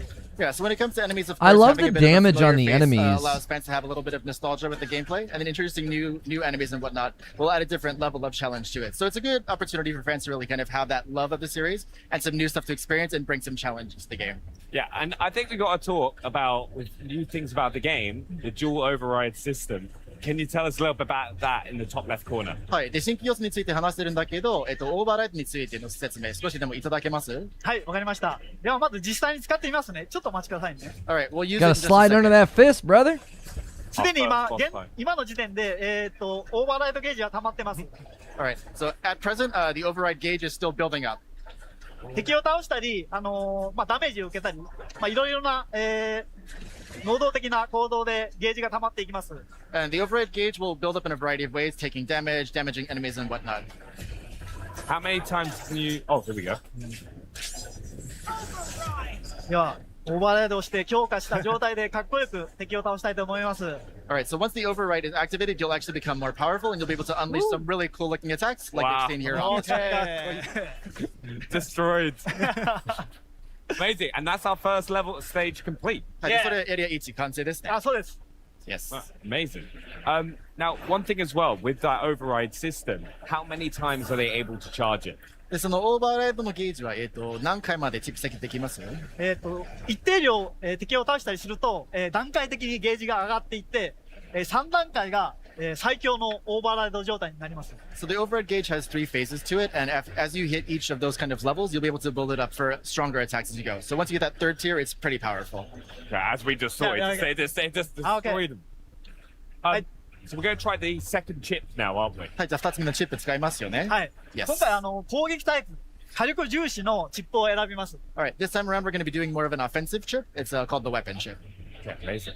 And what is the Yeah, right? Like, I've never been a big Mega Man guy, but, like, this looks like it's added enough things that I would enjoy, like the different chipsets, so if you want to play defensively or, like, offensively, the one said that you'd have, like, a charge, and just being able to, like, slide and move and stuff. Like, I don't know, there's a level of fluidity here that I'm being sort of drawn to. Like, I love a good 2D action platformer. I do think something that always bothered me about Mega Man was there's sort of a rigidity in the angles of attack. You're very much on like a linear sort of like back and forth, like shoot straight here, you know, jump and shoot, jump and shoot, jump and shoot. That, you know, that can be maybe a little annoying, but I don't know. I feel like they've really captured the essence of Mega Man here while also making it feel more modern.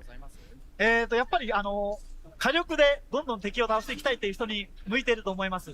Yeah, there are some players who like to take down. The slide is from NES, Lamau, LARP. I mean, you can accuse me of LARPing, not remembering that there's a slide in a game that I never really enjoyed back in the day. I don't know. That doesn't mean I'm LARPing. You sound like a loser. So with that special weapon, you can actually cause enemies to go flying off of their platforms and whatnot too. Will players have a lot of other weapons to be able to have access to them? で、その水上のロックバスターに加えて、特別な武器いくつかあります？水上のロックバスターに加えて。かなりありますよね。そうですね。はい、たくさんあります。Yeah, there will be quite a few other weapons available to players outside of the standard Mega Buster. And how are players going to gain access to those weapons? で、その特別の武器を取得するのに何が必要ですかね？最後の、ボスを倒すことが必須条件となります。はい。So as players defeat robot masters and everything. Is Buddy gatekeeping Mega Man? No, he's just another one of those miserable people looking for an excuse to say, like, I'm a LARP or a tourist or whatever, because he takes identity from games from 30 years ago that not all of us played. Like, I just never really liked Mega Man that much back in the day. I was more of like a Zelda, Metroid fan, as well as like moved into shooters like GoldenEye and stuff. Like, you know what I'm saying? Like, it's just weird that people are always waiting in the wings to type that.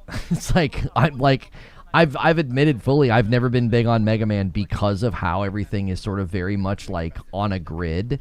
I've never liked that in Metroidvanias either, where like your attacks and movement are on a sort of a rigid grid.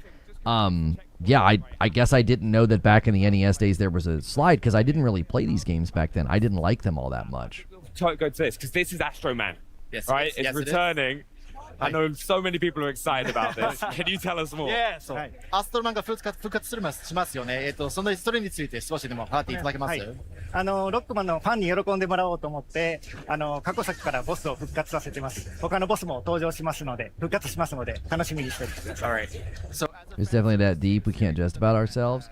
Well, that's not what you did, and also LARPing would be pretending to be a fan of the game, which I've never done. Like, I think a lot of you guys don't understand accusing somebody of grifting and LARPing would mean that I'm being fake. Owning the fact that I never really played and never really was a fan is the opposite of a LARP, but your intelligence isn't deep enough to grasp that.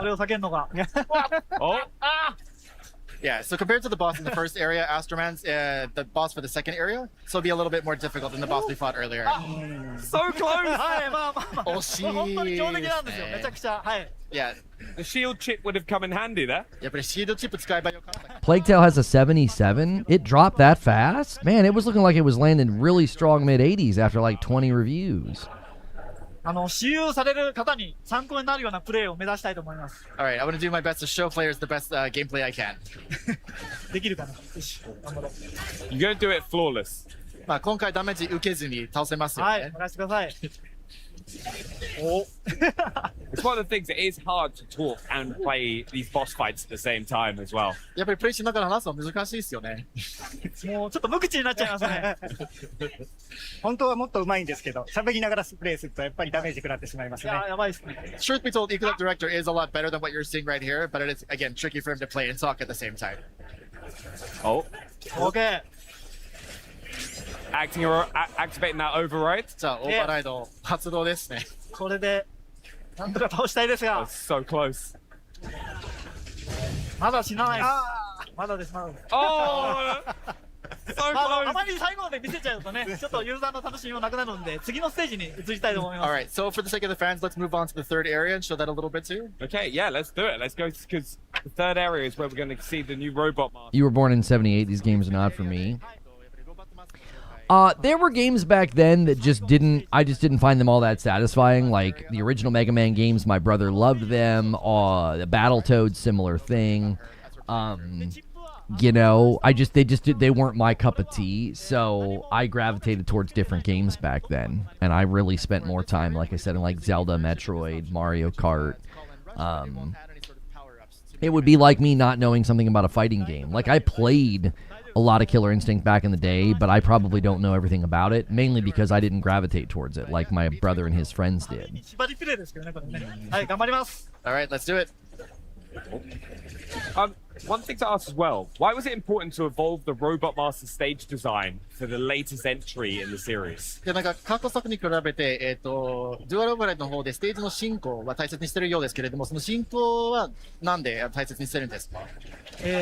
南さんお願いします。ヘルプでちょっと今回3つのステージに分けたんですけれども、ユーザーには段階的にクリアしてアクションとして成長する楽しみを味わってほしいなと思ってます。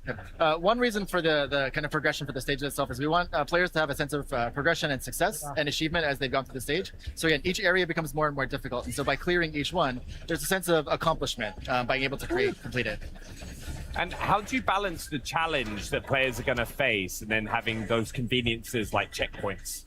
で、その難易度があまり難しくならないようにどうやってバランス取ろうとしてるんですか？お願いします。今集中してるんですよ。はい。ここめっちゃむずいんで。敵の単純に強さを上下させるだけじゃなくて、ステージ構成や敵の配置を調整しながらテストプレイ通じてかなり精密に調整しています。そうですね。Yeah, so if you Yeah, think this about game, it, this game obviously definitely the looks like enemies it's going to become more put difficult, you more powerful as you progress into through a the stage, but lot also of get more like strategic with the placements of platform the enemies. timing They're in challenges. Like more you've inconvenient really places, got so to to time speak. a lot of this and like pay But again, it attention. really gives players an ability to I practice. liked a lot of the platforming challenges in Shinobi Art of Vengeance. This sort of section could put me into tilt mode. But it definitely looks like they're staying true to what you guys that love Mega Man like about these games. Witcher 3 remaster video when the patch drops? Maybe. And yeah, I did a short about Rockstar's response that they posted this morning. ロックマンは特殊武器を使うと、強い攻撃が与えることができるので。 They also are doing interviews, like Dazed Magazine had an interview. So IGN gave Resonance a 60. Eurogamer gave it a 60 as well, but that's a 3 out of 5 stars, which doesn't really translate into a 60. Sometimes they'll like give the game a solid review and say they enjoyed it, and then they give it 3 out of 5 stars, and it translates into a 60. It is pretty tough. So Ikuta-san's going to stop talking because it is pretty tough. はい。難しいですけど、攻 Give 撃 me パターン one を second. 見極めれば。これ以上見せるとちょっとつまらなくなるので、はい、ここでやめときます。Yeah, so of course Twinkle Girl's attack patterns and whatnot are pretty tough. We don't want to give away the strategy of how to defeat her entirely, so we're actually going to call it right here if that's okay. I feel like that is perfectly fair because we don't want to give those secrets away. We want people to have that challenge. やっぱり発売前にネタバレ出したくないんですよね。そうですね。ぜひ私有できる方だけの限定的なプレイだと思うので。Yeah, of course. Again, just think of this as a preview of what's to come. Now, we've seen some great features. We've seen the new override abilities, the new chipsets. What else should fans be excited to see? 今日いろんな新要素を紹介してもらってますけれども、それに加えて、一応注目したいこと何かあります？そうですね。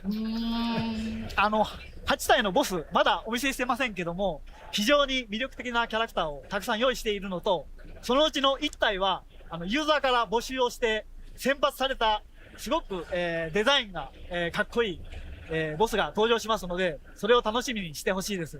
Alright, so within the game itself, there are 8 robot masters across the 8 stages that players will have access to. We're only revealed one so far, but one of those robot masters is actually going to be designed by a fan. We held a design contest, so that winning entry will be part of the game as a final boss. That is amazing to see. It's like you've already got such like dedicated fans to the franchise, and they're going to be absolutely buzzing to see that. やっぱりファンの皆さんは情熱的なんですけれども、そうファンが作ったデザインをゲームに入れて、やっぱり興奮感がやっぱり強くなりますよね。オープン感ですか？興奮感。興奮。はい。いや特にデザインした人はすごく興奮すると思います。Yeah, especially the person who created that winning design, they're going to be super duper excited to see it in the game. もしかするとね、スタッフロールに名前が載るかもしれませんもんね。そうですね。スタッフロールには名前が出ますから、ボスも特徴的なステージに出ますので、楽しみに発表を待っていただければと思ってます。So it's not just that Robot Master design, but the whole stage for that Robot Master will also be themed around that design itself. So it's going to be a really kind of special experience. The staff's really excited to reveal it as well. Oh, I'm excited to see it as well. It's a bit like how we've seen the Twinkle Girl stage today and how that's all designed.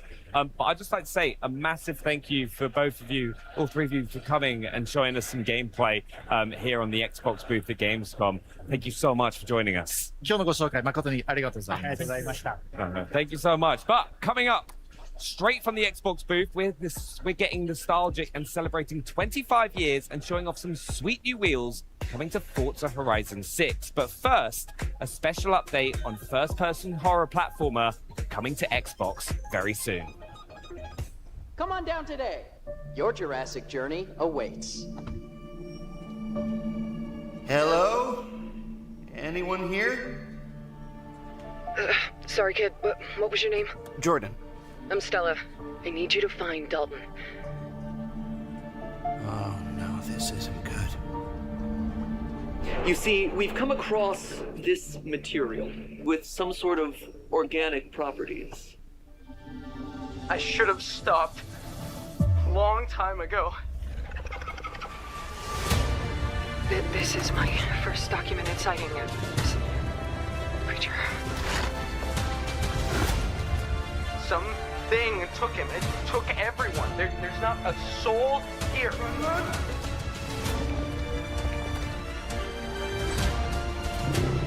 many of these things are there? There are other areas that can get you back to the surface, but you gotta go deeper. suppose the only way out is through. Don't look back! This operation must be contained.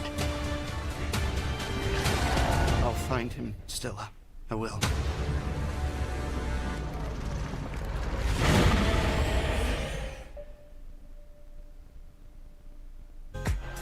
It's a partnership made in gaming heaven. IKEA helps create spaces for real life. Xbox is where the world plays. Put them together and you've got a collection that makes it easier to bring play into the living room. Plus, with a name like Ixtabi, it promises to be an unforgettable collaboration. Joining me with more on this new IKEA gaming collection, please welcome back to the show Carl Ledbetter, Head of Design for Xbox Devices, and Product Developer Philip Delay from IKEA. Hi guys, welcome. How are you? Hey. Good to be back. Good to be back. It's great to see you. Now, let's talk Ixtabi. Tell me a little bit more about this furniture collection. Yeah, so it's a furniture collection, or a home furnishing collection, I would say, because it's furniture and accessories may just enhance the gaming experiences for people in their homes who feel that gaming is an essential part of their everyday. Cool. How did this come about for you guys then? Well, it's pretty interesting when you think about IKEA being the world leader in gaming or home furnishings and products for people at home, and Xbox with our game content and devices for gaming. When you put them together, it really creates the ultimate opportunity to get people immersed into games. So it doesn't stop at the screen or with the controller in your hand. It's about the entire environment that you're working in and playing games in. So that's where I think the magic really happened. Yeah, definitely. Awesome. Now, I hear you had a little inspiration, obviously, from the controller here. Can you talk to me a little bit about how that inspired your product design for this collection?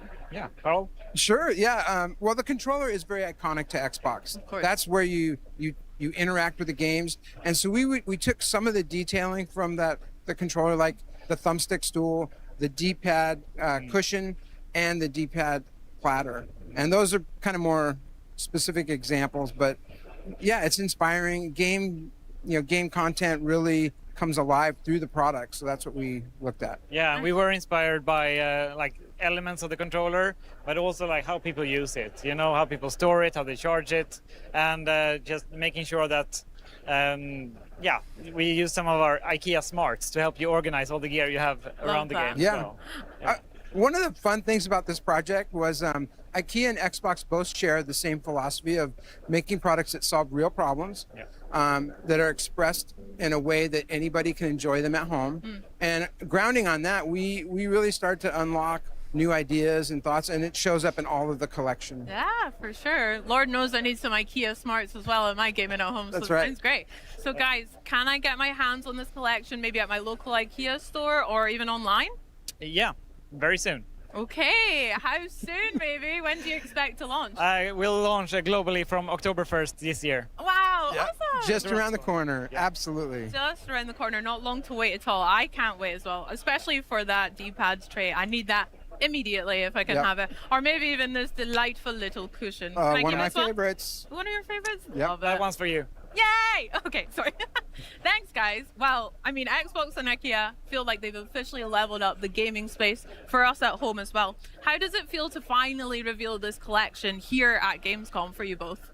Go ahead, Philip. Yeah, amazing. I mean, Gamescom is the world's biggest gaming event, and to see the product, out in the wild, experienced by fans and gamers, people trying out, and finding all the Easter eggs and the fun details that we've put into the designs. It's been years in the making, so it feels fantastic. It feels really good. I mean, this is the first time for Xbox at Gamescom to actually have a partnership like this with IKEA right here in the booth.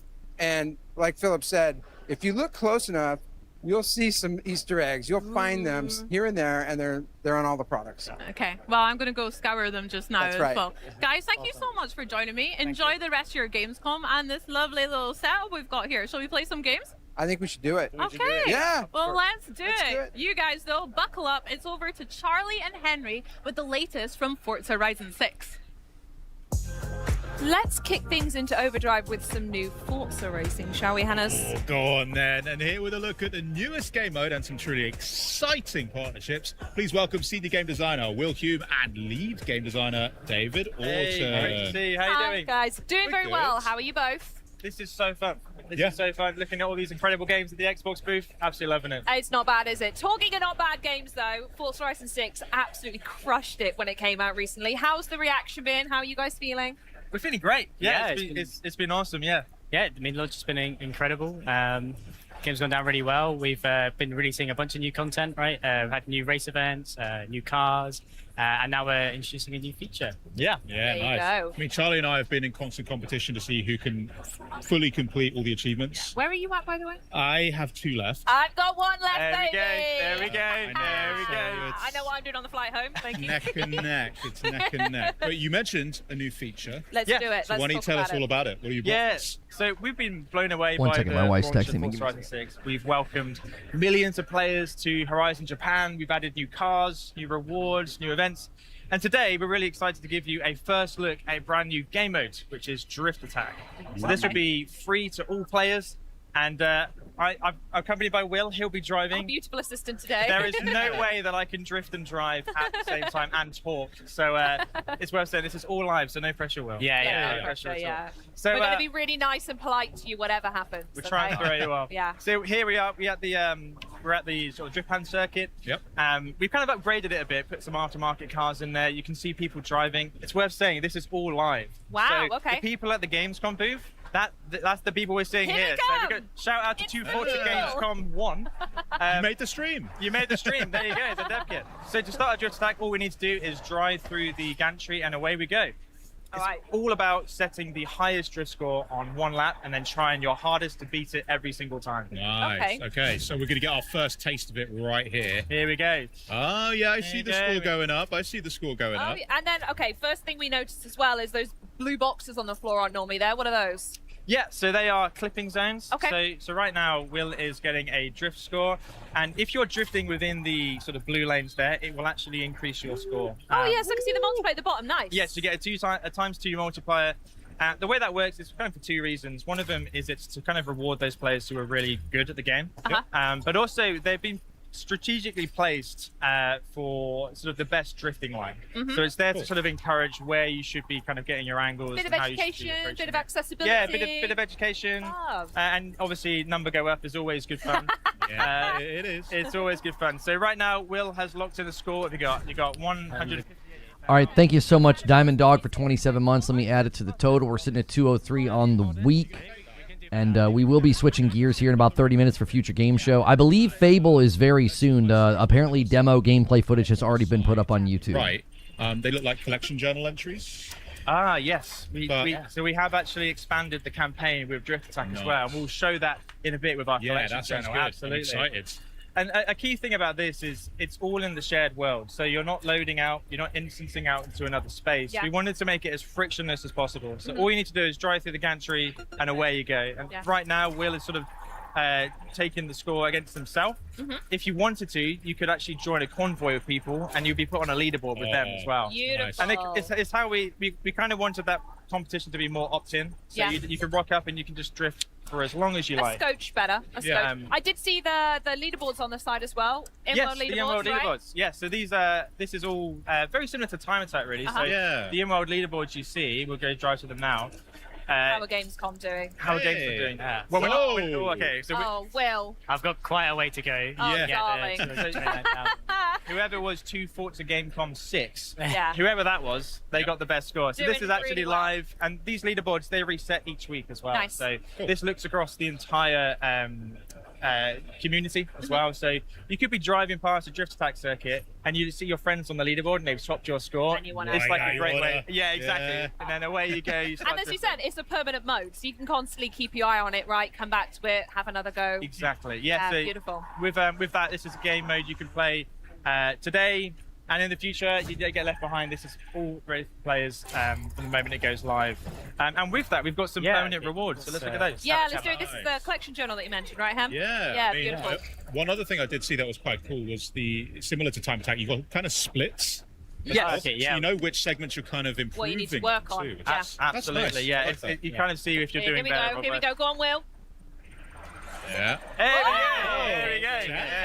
It's It's working. He's There we beginning go. to believe. Can I just say, by the way, the collection journals, I've not had a chance to speak to you since. I love them. I'm hooked. I'm a tick box list kind of gal. I love that. And knowing what to go in and having some sort of direction is so helpful. So you mentioned that Drift Attack has its own element within the journal, right? It does. Let's take a look. So Drift Attack's permanent new mode, as we've said. So we've integrated it into the collection journal on the Horizon Festival campaign. So once you get your yellow wristband, you'll have unlocked it at the Shimano Yama circuit, and you can take part. It's got a whole new category for Drift Attack. Beautiful. With its own collection items.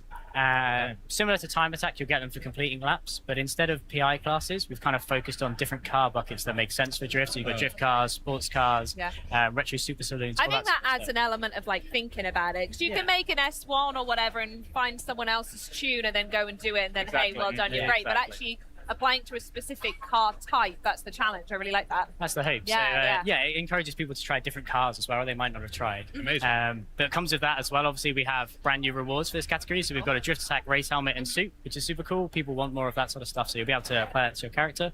Then the coolest reward is a brand new Forza edition, the Jaguar XJS Forza edition. So this is our first post-launch new Forza edition, similar to the ones we did for the game's launch. It's a complete kind of rework of the car. You can see this is what we've been driving throughout this stream, so we can kind of see it in action. Yeah, here it is. It's not bad looking. You've done all right there. Well done. We'll confirm you've done all right with that. Can we get closer to it? Learn what's so special about it? Let's have a look at it in Forza Vista. Yeah, because one of my favorite things is just how wildly detailed the Forza editions are. Like, I look at my Mazda and I'm like, hell yeah. Engine block. Love that. Yeah. I look at the Terreno and like when you're looking at it in first person, there's the coffee cup. And it's the details unreal. So let's see what the details are on the Jaguar. Yeah, absolutely. The vehicle art team and handling team are incredible at Playground, and they've kind of knocked it out of the park again with this car. So this was inspired by kind of grassroots drift scene. So they wanted to build something that felt like someone had built it themselves and kind of had that personality to it. So they've got these amazing decals like this, the unit cat who's on the windows of the car. We've got stuff like, you can see like they've taken out the side windows to reduce weight on the car, and they've taken off the door handles as well and put kind of little clips in there you can see. If we go to the rear of the car and take the back kind of boot off, we'll see the inside as well, where they've got these massive kind of air vents for the drift internals, so that to keep the car cool when it's hitting the limiter all the time. And even like the detail, you can see these kind of metal blocks at the edges, which is where the rear wing mounts onto. So it's kind of like that attention to detail again there. You can see like where it kind of cuts in. Love it. If we have a look at the interior as well. By the way, if you guys need like a Charlie edition horn for the car, it being a Jaguar, it could be like a or something, right? Yeah, maybe. Should we try and get it in? Stunt Maybe. silence is a great reaction to. We'll need everyone to be quiet for a sec while we record it, but sure. We might be able to sample that and get it in. All right, well, let's get some big wigs on that, See what we can do. One of my favourite things about this is that the vehicle art team, they sort of set themselves a challenge to make this pass an MOT and be road legal. So they've done all the things to make this incredible drift machine, but at the same time, you could just nip to the shop and get some milk with this car if you wanted to. I'm sure I'll see this on the forecourt of a dealership somewhere. Somewhere. Exactly that. Now, obviously, this is a really cool car. Yeah. When am I going to be able to unlock this? Yes, so Drift Attack will be launching on the 7th of September, so super soon, only a week or two. Nice. The car will launch at the same time, and the same as the feature, car's permanently added. It will always live in the collection journal, so whenever you join the game, you'll be able to play Drift Attack and unlock the Forza Edition Jaguar. Cool, so not a seasonal unlock, it's there no matter what time you forever. Car's there forever, mode's there forever. Absolutely. Do you mind if either me or Henry have a go right now? Absolutely, Is go that for it. alright? Do you want to rock, paper, scissors for it? Okay. Yeah? Okay, you ready? Down. Yeah? 1, 2, 3. 1, 2, 3. Alright, Charlie. Your turn then. Hang on. Alright, here's something you can play with. Oh, yeah, I'll tell you what this. then. Have fun with What's that. this? This is the Lego technique, right? Yes, it is. Yeah? Yes. I'll pass over to you. Ready? Let's not. Oh, this is going to go badly. I would love it. Yeah, Can you imagine this would break live on stream? Yeah, you have that one. There we go. This is ours. That's yours. Yeah, so we've these are the Lego Technicar. We've got the 488 Pista and the Dodge Viper. Right now, if you go to your message center, you can get a version of these cars with a sort of replica livery that looks very similar to these cars you see here. They look very cool. I wonder who's going to take these home. No one's ever said that. Like, we've got these props, and I'm like, well, who's Whose are they? They look awesome, and they look awesome in game as well. So that's a fantastic partnership we got with I Lego look Technic. forward to hunting them down. Henry, I'm going to play with a toy car if you want to play with the digital one. Right? We have another partnership as well, right? Coming got up another that we've kind of announced today at Gamescom. So we're also going to be partnering with 7-Eleven, which is super exciting for us. We've got the booth here and everything. Anyone here has kind of seen it with the super out the front. So yeah, that's going to be coming in October. There's going to be an evolving world as part of that. And yeah, we look forward to kind of talking about that more nearer the time, but something for players to look forward to there as well. Hell yeah. You guys have been cooking. Honestly. Well, what we're looking forward to now is seeing your drifting skills. Your turn, Henry. We've seen the leaderboard set by Will. Do you mind if I change the settings? No. That's the sound of a pro. Yeah, that's the sound of a pro right there. No. Do you mind if I switch it it? live. No, change the settings. I think we need an equal comparison. You know what? You're right. Oh, this thing's got some. Okay. Yeah, it's fierce. It's fierce. What can we do to put off Henry? Like, Absolutely I can keep making the noises again. Yeah. Yeah, that is really I'll cut not the helpful. show if I keep doing that, actually. Okay, all right, Henry. I mean, I think you're focusing a bit too hard on staying in the clipping zone. Yeah. Well, I'm all here for the clipping zone, baby.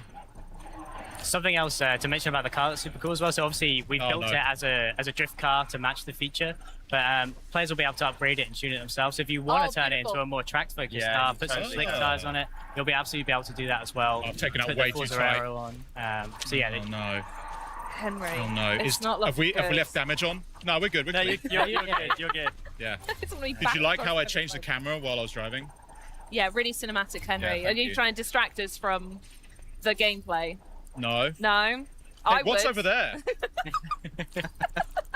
I don't think this is going to beat your score, unfortunately. You've still got I think 3 clipping zones to go, so you can get a lot of points. With the multiplier, right? It adds up pretty quick. Yeah, exactly. It's right there. Go on, Henry. I do need to be in there. Go on, you can do it. I'm going to be cheeky here. Henry, He's done it. Stop milking it. You're trying to min-max it. We'll go backwards over You're it. going to fail it. You're going to fail it. You're going to fail it. Time out. And on that Nice try. Thank you so much for joining us, guys. A truly exceptional update to a truly exceptional game. So thank you so much for joining us. Right, well, Fable fans, listen up, because we're bringing the Fable experience to you here at Gamescom at home with an in-depth look at this reimagining of the franchise. Yeah, but first, it's time to visit the brooding and futuristic world of Warhammer 40k Dark Heresy and the voices bringing the characters to life. Check this out.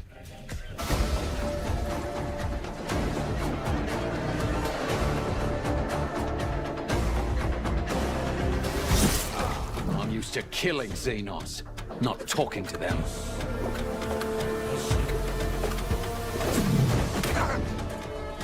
They usually tells me I'm smart. Not that I'm interesting.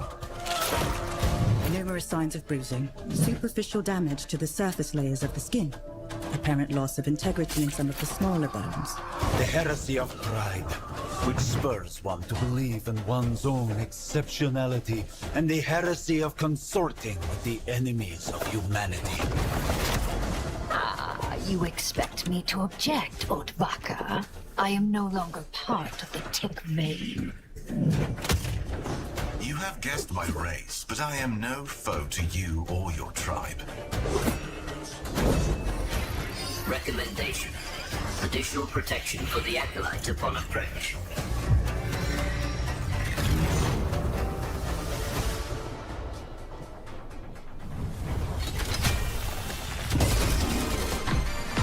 Hey everyone, this is Josh from Octopus Panic, and I'm here to give you a closer look at our game, Grabhounds.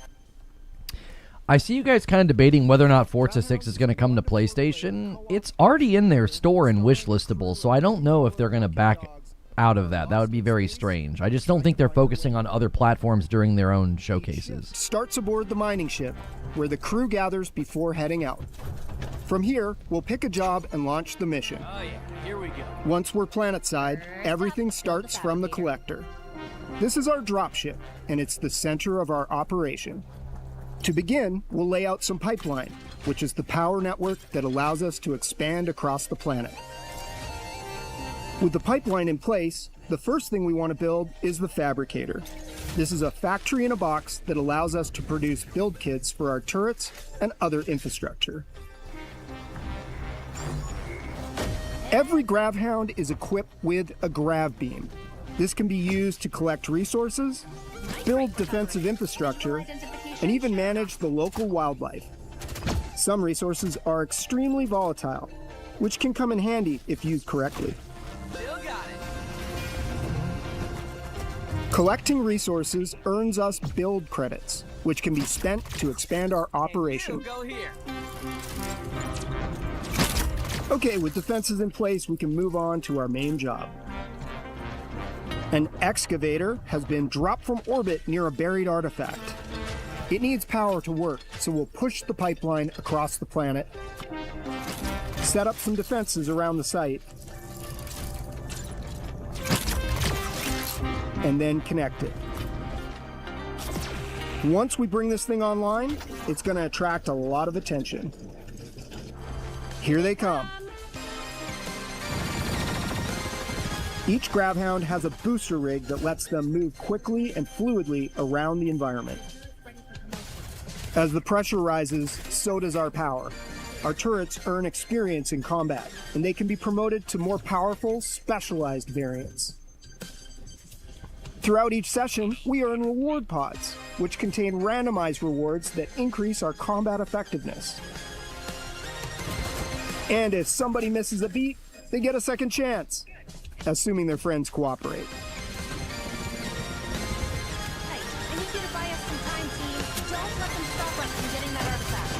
Okay, once we survive the wave, the excavator finally reaches the artifact. Now we just have to get it home. It's too heavy for one GravHound, so the crew has to work together to get it back, while everything in the world is still trying to kill us.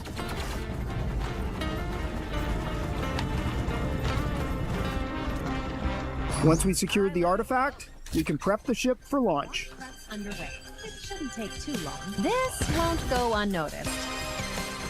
And this is it. This is when everything that we've built, everything that we've upgraded throughout the session, all of that really matters. Because now we need to hold out for one final wave until the collector is ready to launch. Your turret's under fire. Yep. I just think this looks fun. That's not good.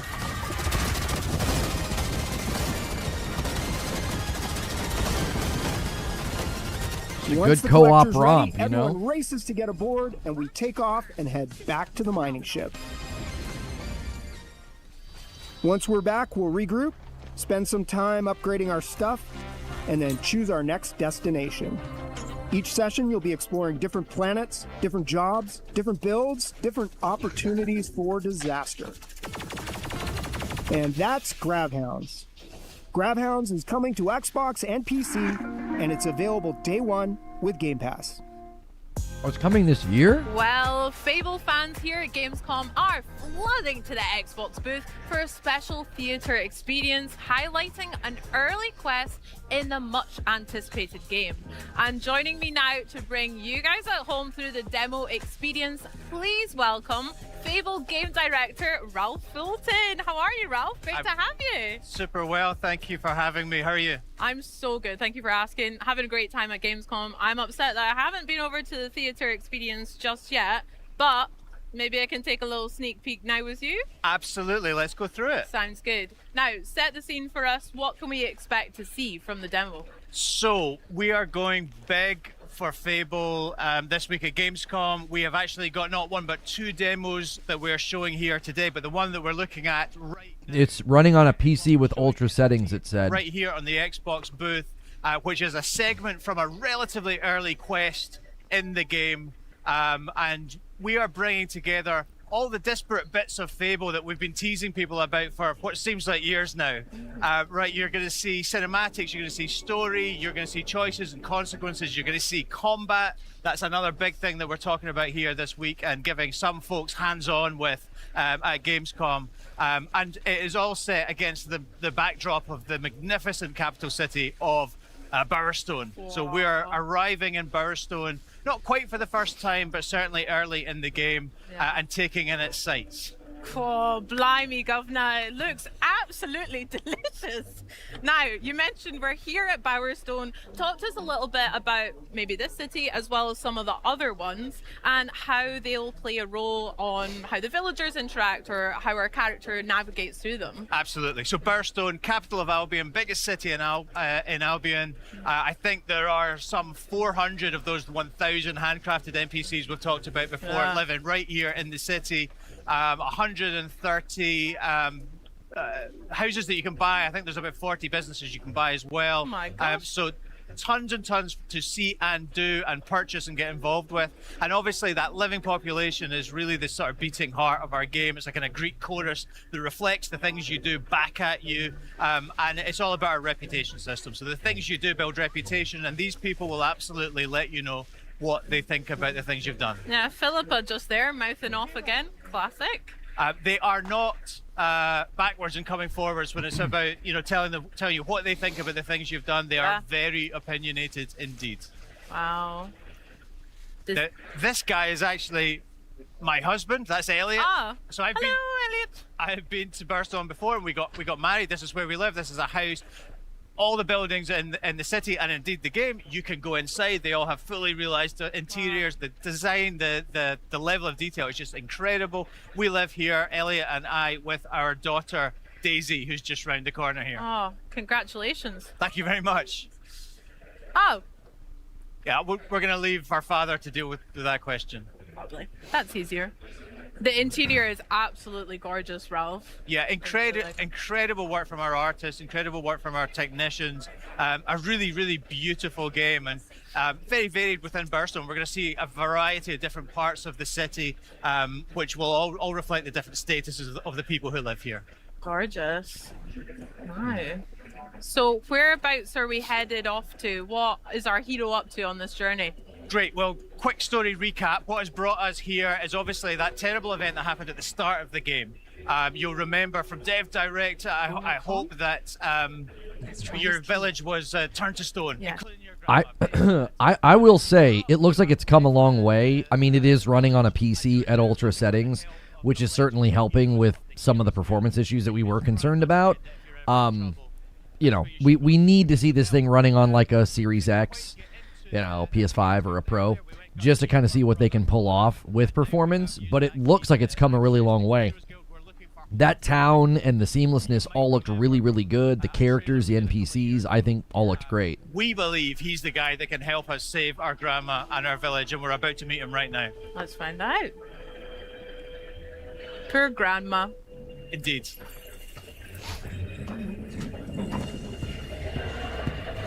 Again, the interior looks amazing. I love the artwork on the left. Yeah, I also want to see what combat looks like now. Did they smooth out the animations and like the moment to moment? It was really clunky the last time we saw it.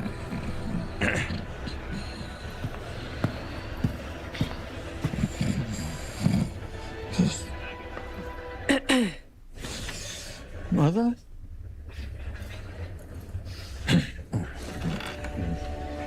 Can I get a large beer, please? Thank you.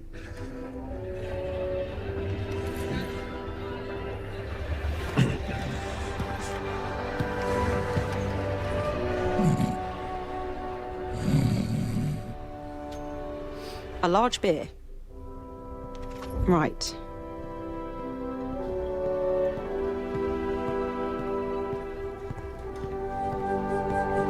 This will do.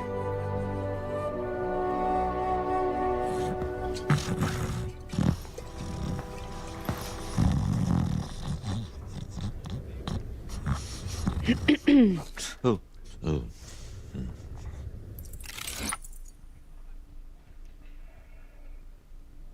Obviously, you could choose to throw it over him or just hand it over. We've been asking the crowd in the theatre what they think. Mm-hmm. Just generally throw it over him. Interesting. So I think that's what we go for here.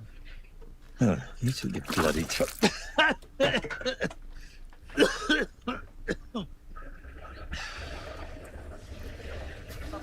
All right.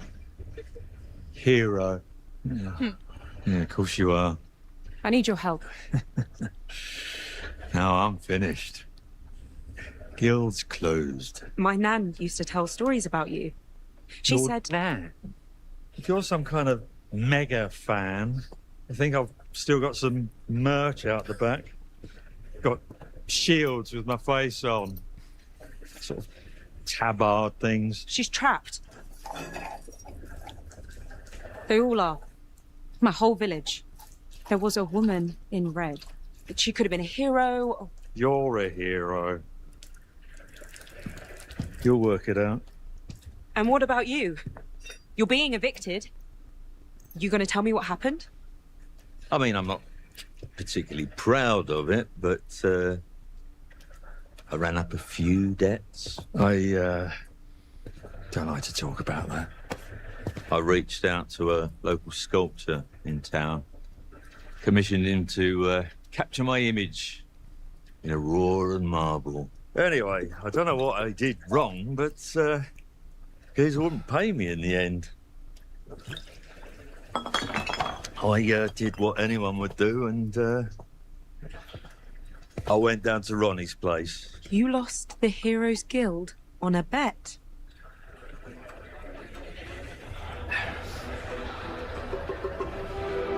It's fine.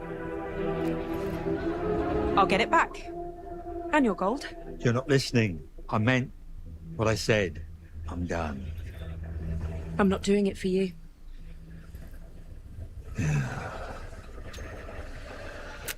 Well then, oh Humphrey. Yeah, they say never meet your heroes, right? What a letdown. Yeah. Yeah.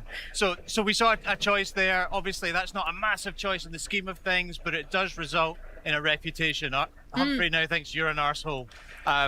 What can you do? It's fair. Yeah, you throw a beer. You will have millions of little choices like that, and they will scale up in importance and repercussions throughout the game, culminating right at the end of the game in some really earth-shattering permanent decisions you'll have to make, which will change the face of the world forever. Okay, wow. I don't know if I'm ready for those. I take a lot of time deciding if I want tea or coffee, so we'll find out about how I get on there.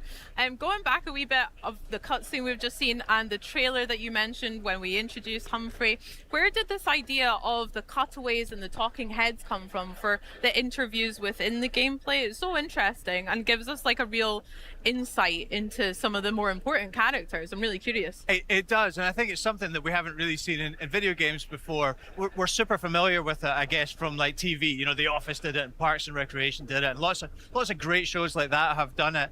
The interesting thing about this is it actually stems way back from our pre-production phase when we were trying to figure out how to go and shoot cinematics like that. You know, from directing our actors and doing the performance capture and the rendering that's required for hair and eyes and all that kind of good stuff. Really, just to prove out that pipeline, we recorded two speeches by two of our actors, which they did to camera, really just because we wanted to study the face and see how it moved and all that kind of good stuff. And we really loved the effect it had, that sort of almost mock interview effect, and it does exactly what you observed there. It gives you an opportunity to see into the mind of the character. They can give some motivation in a much simpler, clearer way than they would in a dialogue normally. And we liked it so much, we asked the question, how can we get this into our game? And we do it in exactly that way, a sort of cutaway within a cinematic, and it just gives you a little more insight, a little more humor from the character. We hope folks will really enjoy it. Yeah, I certainly will as well, but that's so interesting how it came about rather than being such a conscious decision from the start. You'd be surprised how much a video game development works like that. Oh my gosh. A new hero. Mind if I take notes? Keep your nose out, mate. Slick Ronnie sent us. She wants all Golden Balls evicted, and we're happy to oblige. This doesn't need to get violent. Whoa. Giving villains a chance to save themselves? So heroic. Wrong. Ronnie owns those deeds now. Legally, the guild's hers. So that means you're trespassing. All right, here we go. Get somewhere safe. Oh no. So we weren't able to talk ourselves out there. Ralph, what are we seeing with the combat here? Yeah, absolutely. So this is what we call style weaving combat, right? And it's an evolution, I think, of the combat that people loved in the original Fable trilogy. It's about strength, skill, and will, which is about weaving between ranged and melee and magical attacks. We hope really seamlessly, really simply, really fluidly to allow you to choose how you take on any given combat scenario. You know, so the player that we've recorded for this particular video, super skilled at this, knows all the moves, you know, but is also demonstrating just how easy it is to move from one style to another and dispatch the enemies. Absolutely. Love that little move with the dagger there. Very nice, wasn't it? Yeah. The most encouraging thing about the combat is that it's looked better every time. It's looked better every time. Like, in a very short amount of time, they've really improved it. The Direct, I thought it arguably looked pretty bad. Over the summer, I thought, okay, it's looking better. I thought that was even, you know, another marked improvement from the last time. So the hope would be that by the time it launches, we see another improvement. So if it can improve from what we just saw, I think we'll be in a pretty good spot. I don't think it's going to be quite at the level of like some of your favorite action games, but it's certainly, every time they've shown it, the action and the combat has looked better. Still has a stiffness to it, the way she moves around, but they've really moved far from those first showings. The point of showing this quest is to show people exactly what it's going to be like to play a quest, but all our quests are super varied. In the quest after this one, you'll actually take part in that very same musical. So we'll meet Billy again. That's for another day, but something that people can look forward to when they play the game in February when we come out. What we're seeing right now, though, is a very quick glimpse at our skill tree. We're spending a skill point we earned from that last combat encounter on a new spell called Blades, which is great for crowd control, but I'm sure people will be freeze framing and screen capping that screen just to see Enjoy that. what else might be contained within. Yeah, can you give me some tips maybe about how I should build my hero, or what should players focus on with their talents and skills? So that's a great question. I think honestly the answer that we would always go to is we want you to be the hero you want to be, right? And we've set up this combat system, the way progression works, the way that you'll build skills and new moves and upgrade your weapons. It's based on how you want to develop as a hero, and I guess also your particular style in combat. You know, so you're not bound by any specific class. You can basically build the loadout that you want. Personally, I'm all about, you know, power, so a big hammer, damage dealing spells. There are lots more skilled players than me who use crowd control and teleports and what have you, you know, so it's all about how you want to take on a combat encounter. Nice. I am impressed by some of the magic we've seen here and earlier in the year as well. I'm quite excited pretty, to get isn't my it? hands on Yeah. it. Very pretty. Yeah. Okay, so we made it to a tavern, a wee pub vibe? You. They are definitely running over. Future Game Show is starting. Thank you, Haseo, for a single gifted. We're just going to hang with them till the end of Fable, and then we'll redirect and cover Future Game Show. Which Humphrey lost on a bet. Yes, we're trying to negotiate our way in here. It's the slicks, of course, it's the slicks. Any feedback for me? Same by the letters. way? I'm fine. I'm on a work experience placement. If I don't make it here, I've got to slum it with the Yorkshire gangs, you know? Try swearing more, also. Blimey. I could give it a shitting go. Cheers, hero. Yeah, fair enough. He doesn't seem like the most confident criminal I've ever come across, our friend Stan, but I think our advice will stand him in good stead. I think so too. I think actually we're going to kill him in just about 45 seconds time, but spoilers. That's a little bit of a spoiler, yeah.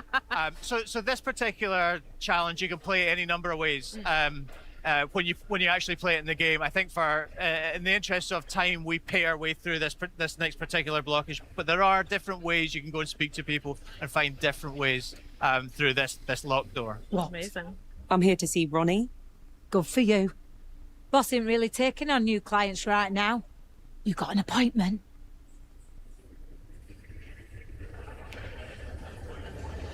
So yeah, we're cash rich, so we're just going to pay the $2.5 grand. Easy way. There you go.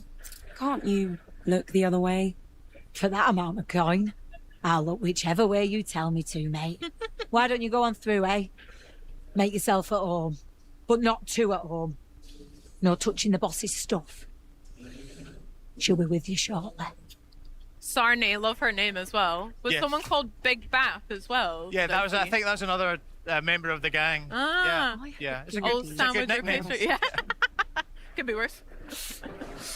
So we're looking for the guild deeds, and I guess the likelihood is that they're behind this locked door. But you know, our hero is resourceful. We're gonna pick this lock. She did give us a wee clue to have a look about. Well, tell us not to, but what are you going to do in this scenario? Not open the locked door? Exactly. Oh, I love all the trinkets we've got around here. Yeah, and Very pretty. we don't Sorry, do it in this video, but there's a lot more to rummage. I'm trying to stay locked in on everything. I'm reading some of the summaries about the GTA 6 article. We're just gonna grab the guild deeds and go. Yeah. Ralph, I'm really guilty for that. I'll check in every nook and cranny. I do That'll the be same. good, Yeah, yeah. good. I think it's good player behavior. Me too. Thank you. Vindication. I like that. Had a few too many pints, actually. You smug git. That's quite funny.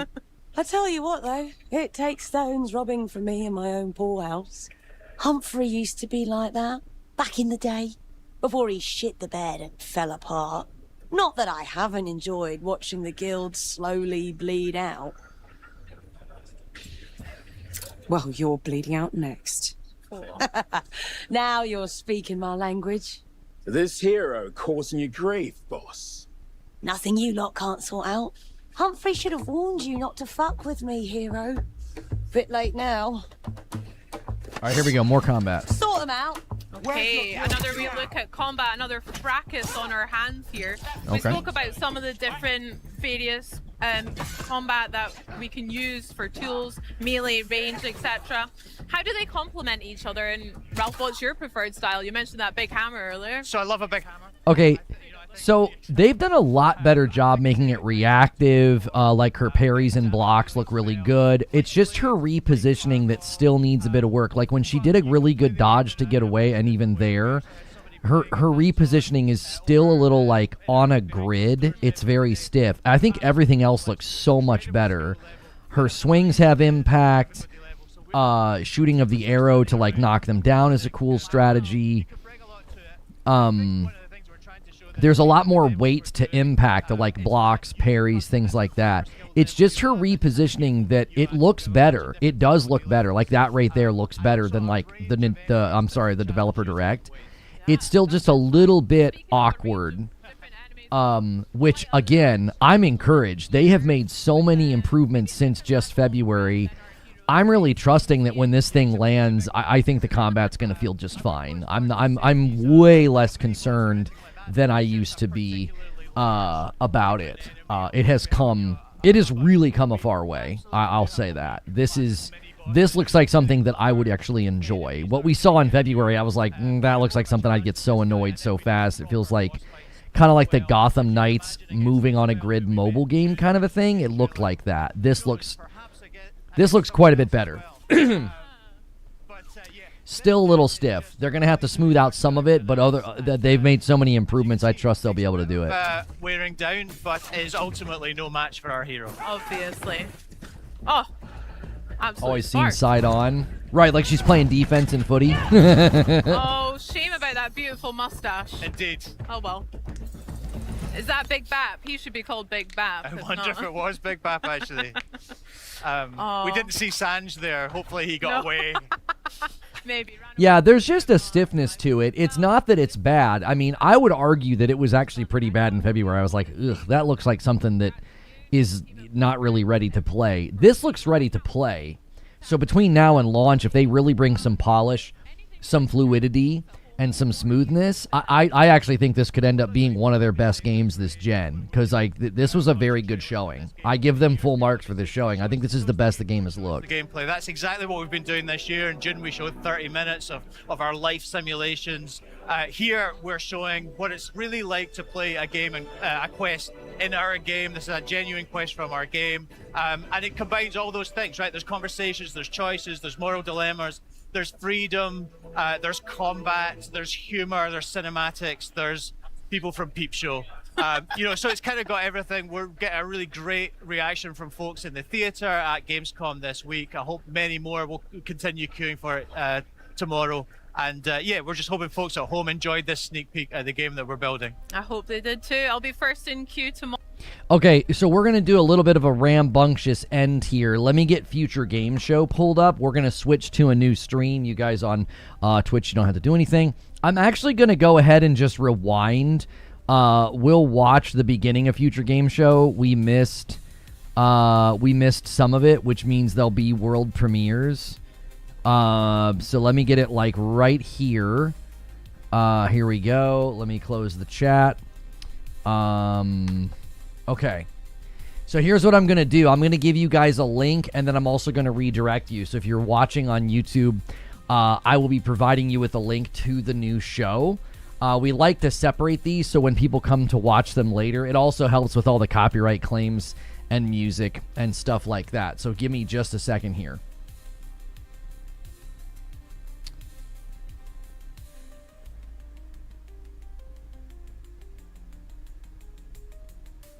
Thank you so much for checking out this video. This is going to be me co-streaming the Future Game Show. We are one of the official co-streams of the event, and we really do like these events. I have it paused because we are coming in a little late. We were watching the tail end of the Xbox showcase where they showed Fable. One of the best looks we've had at Fable, so be sure to check out my reaction to that. If you are watching this later, you can help me out immensely by hitting the subscribe button, the like button, or becoming a member. That is how I'm able to do this full time. I'm going to end the previous stream and bring people over with redirect, and we're going to just go ahead and start this right now.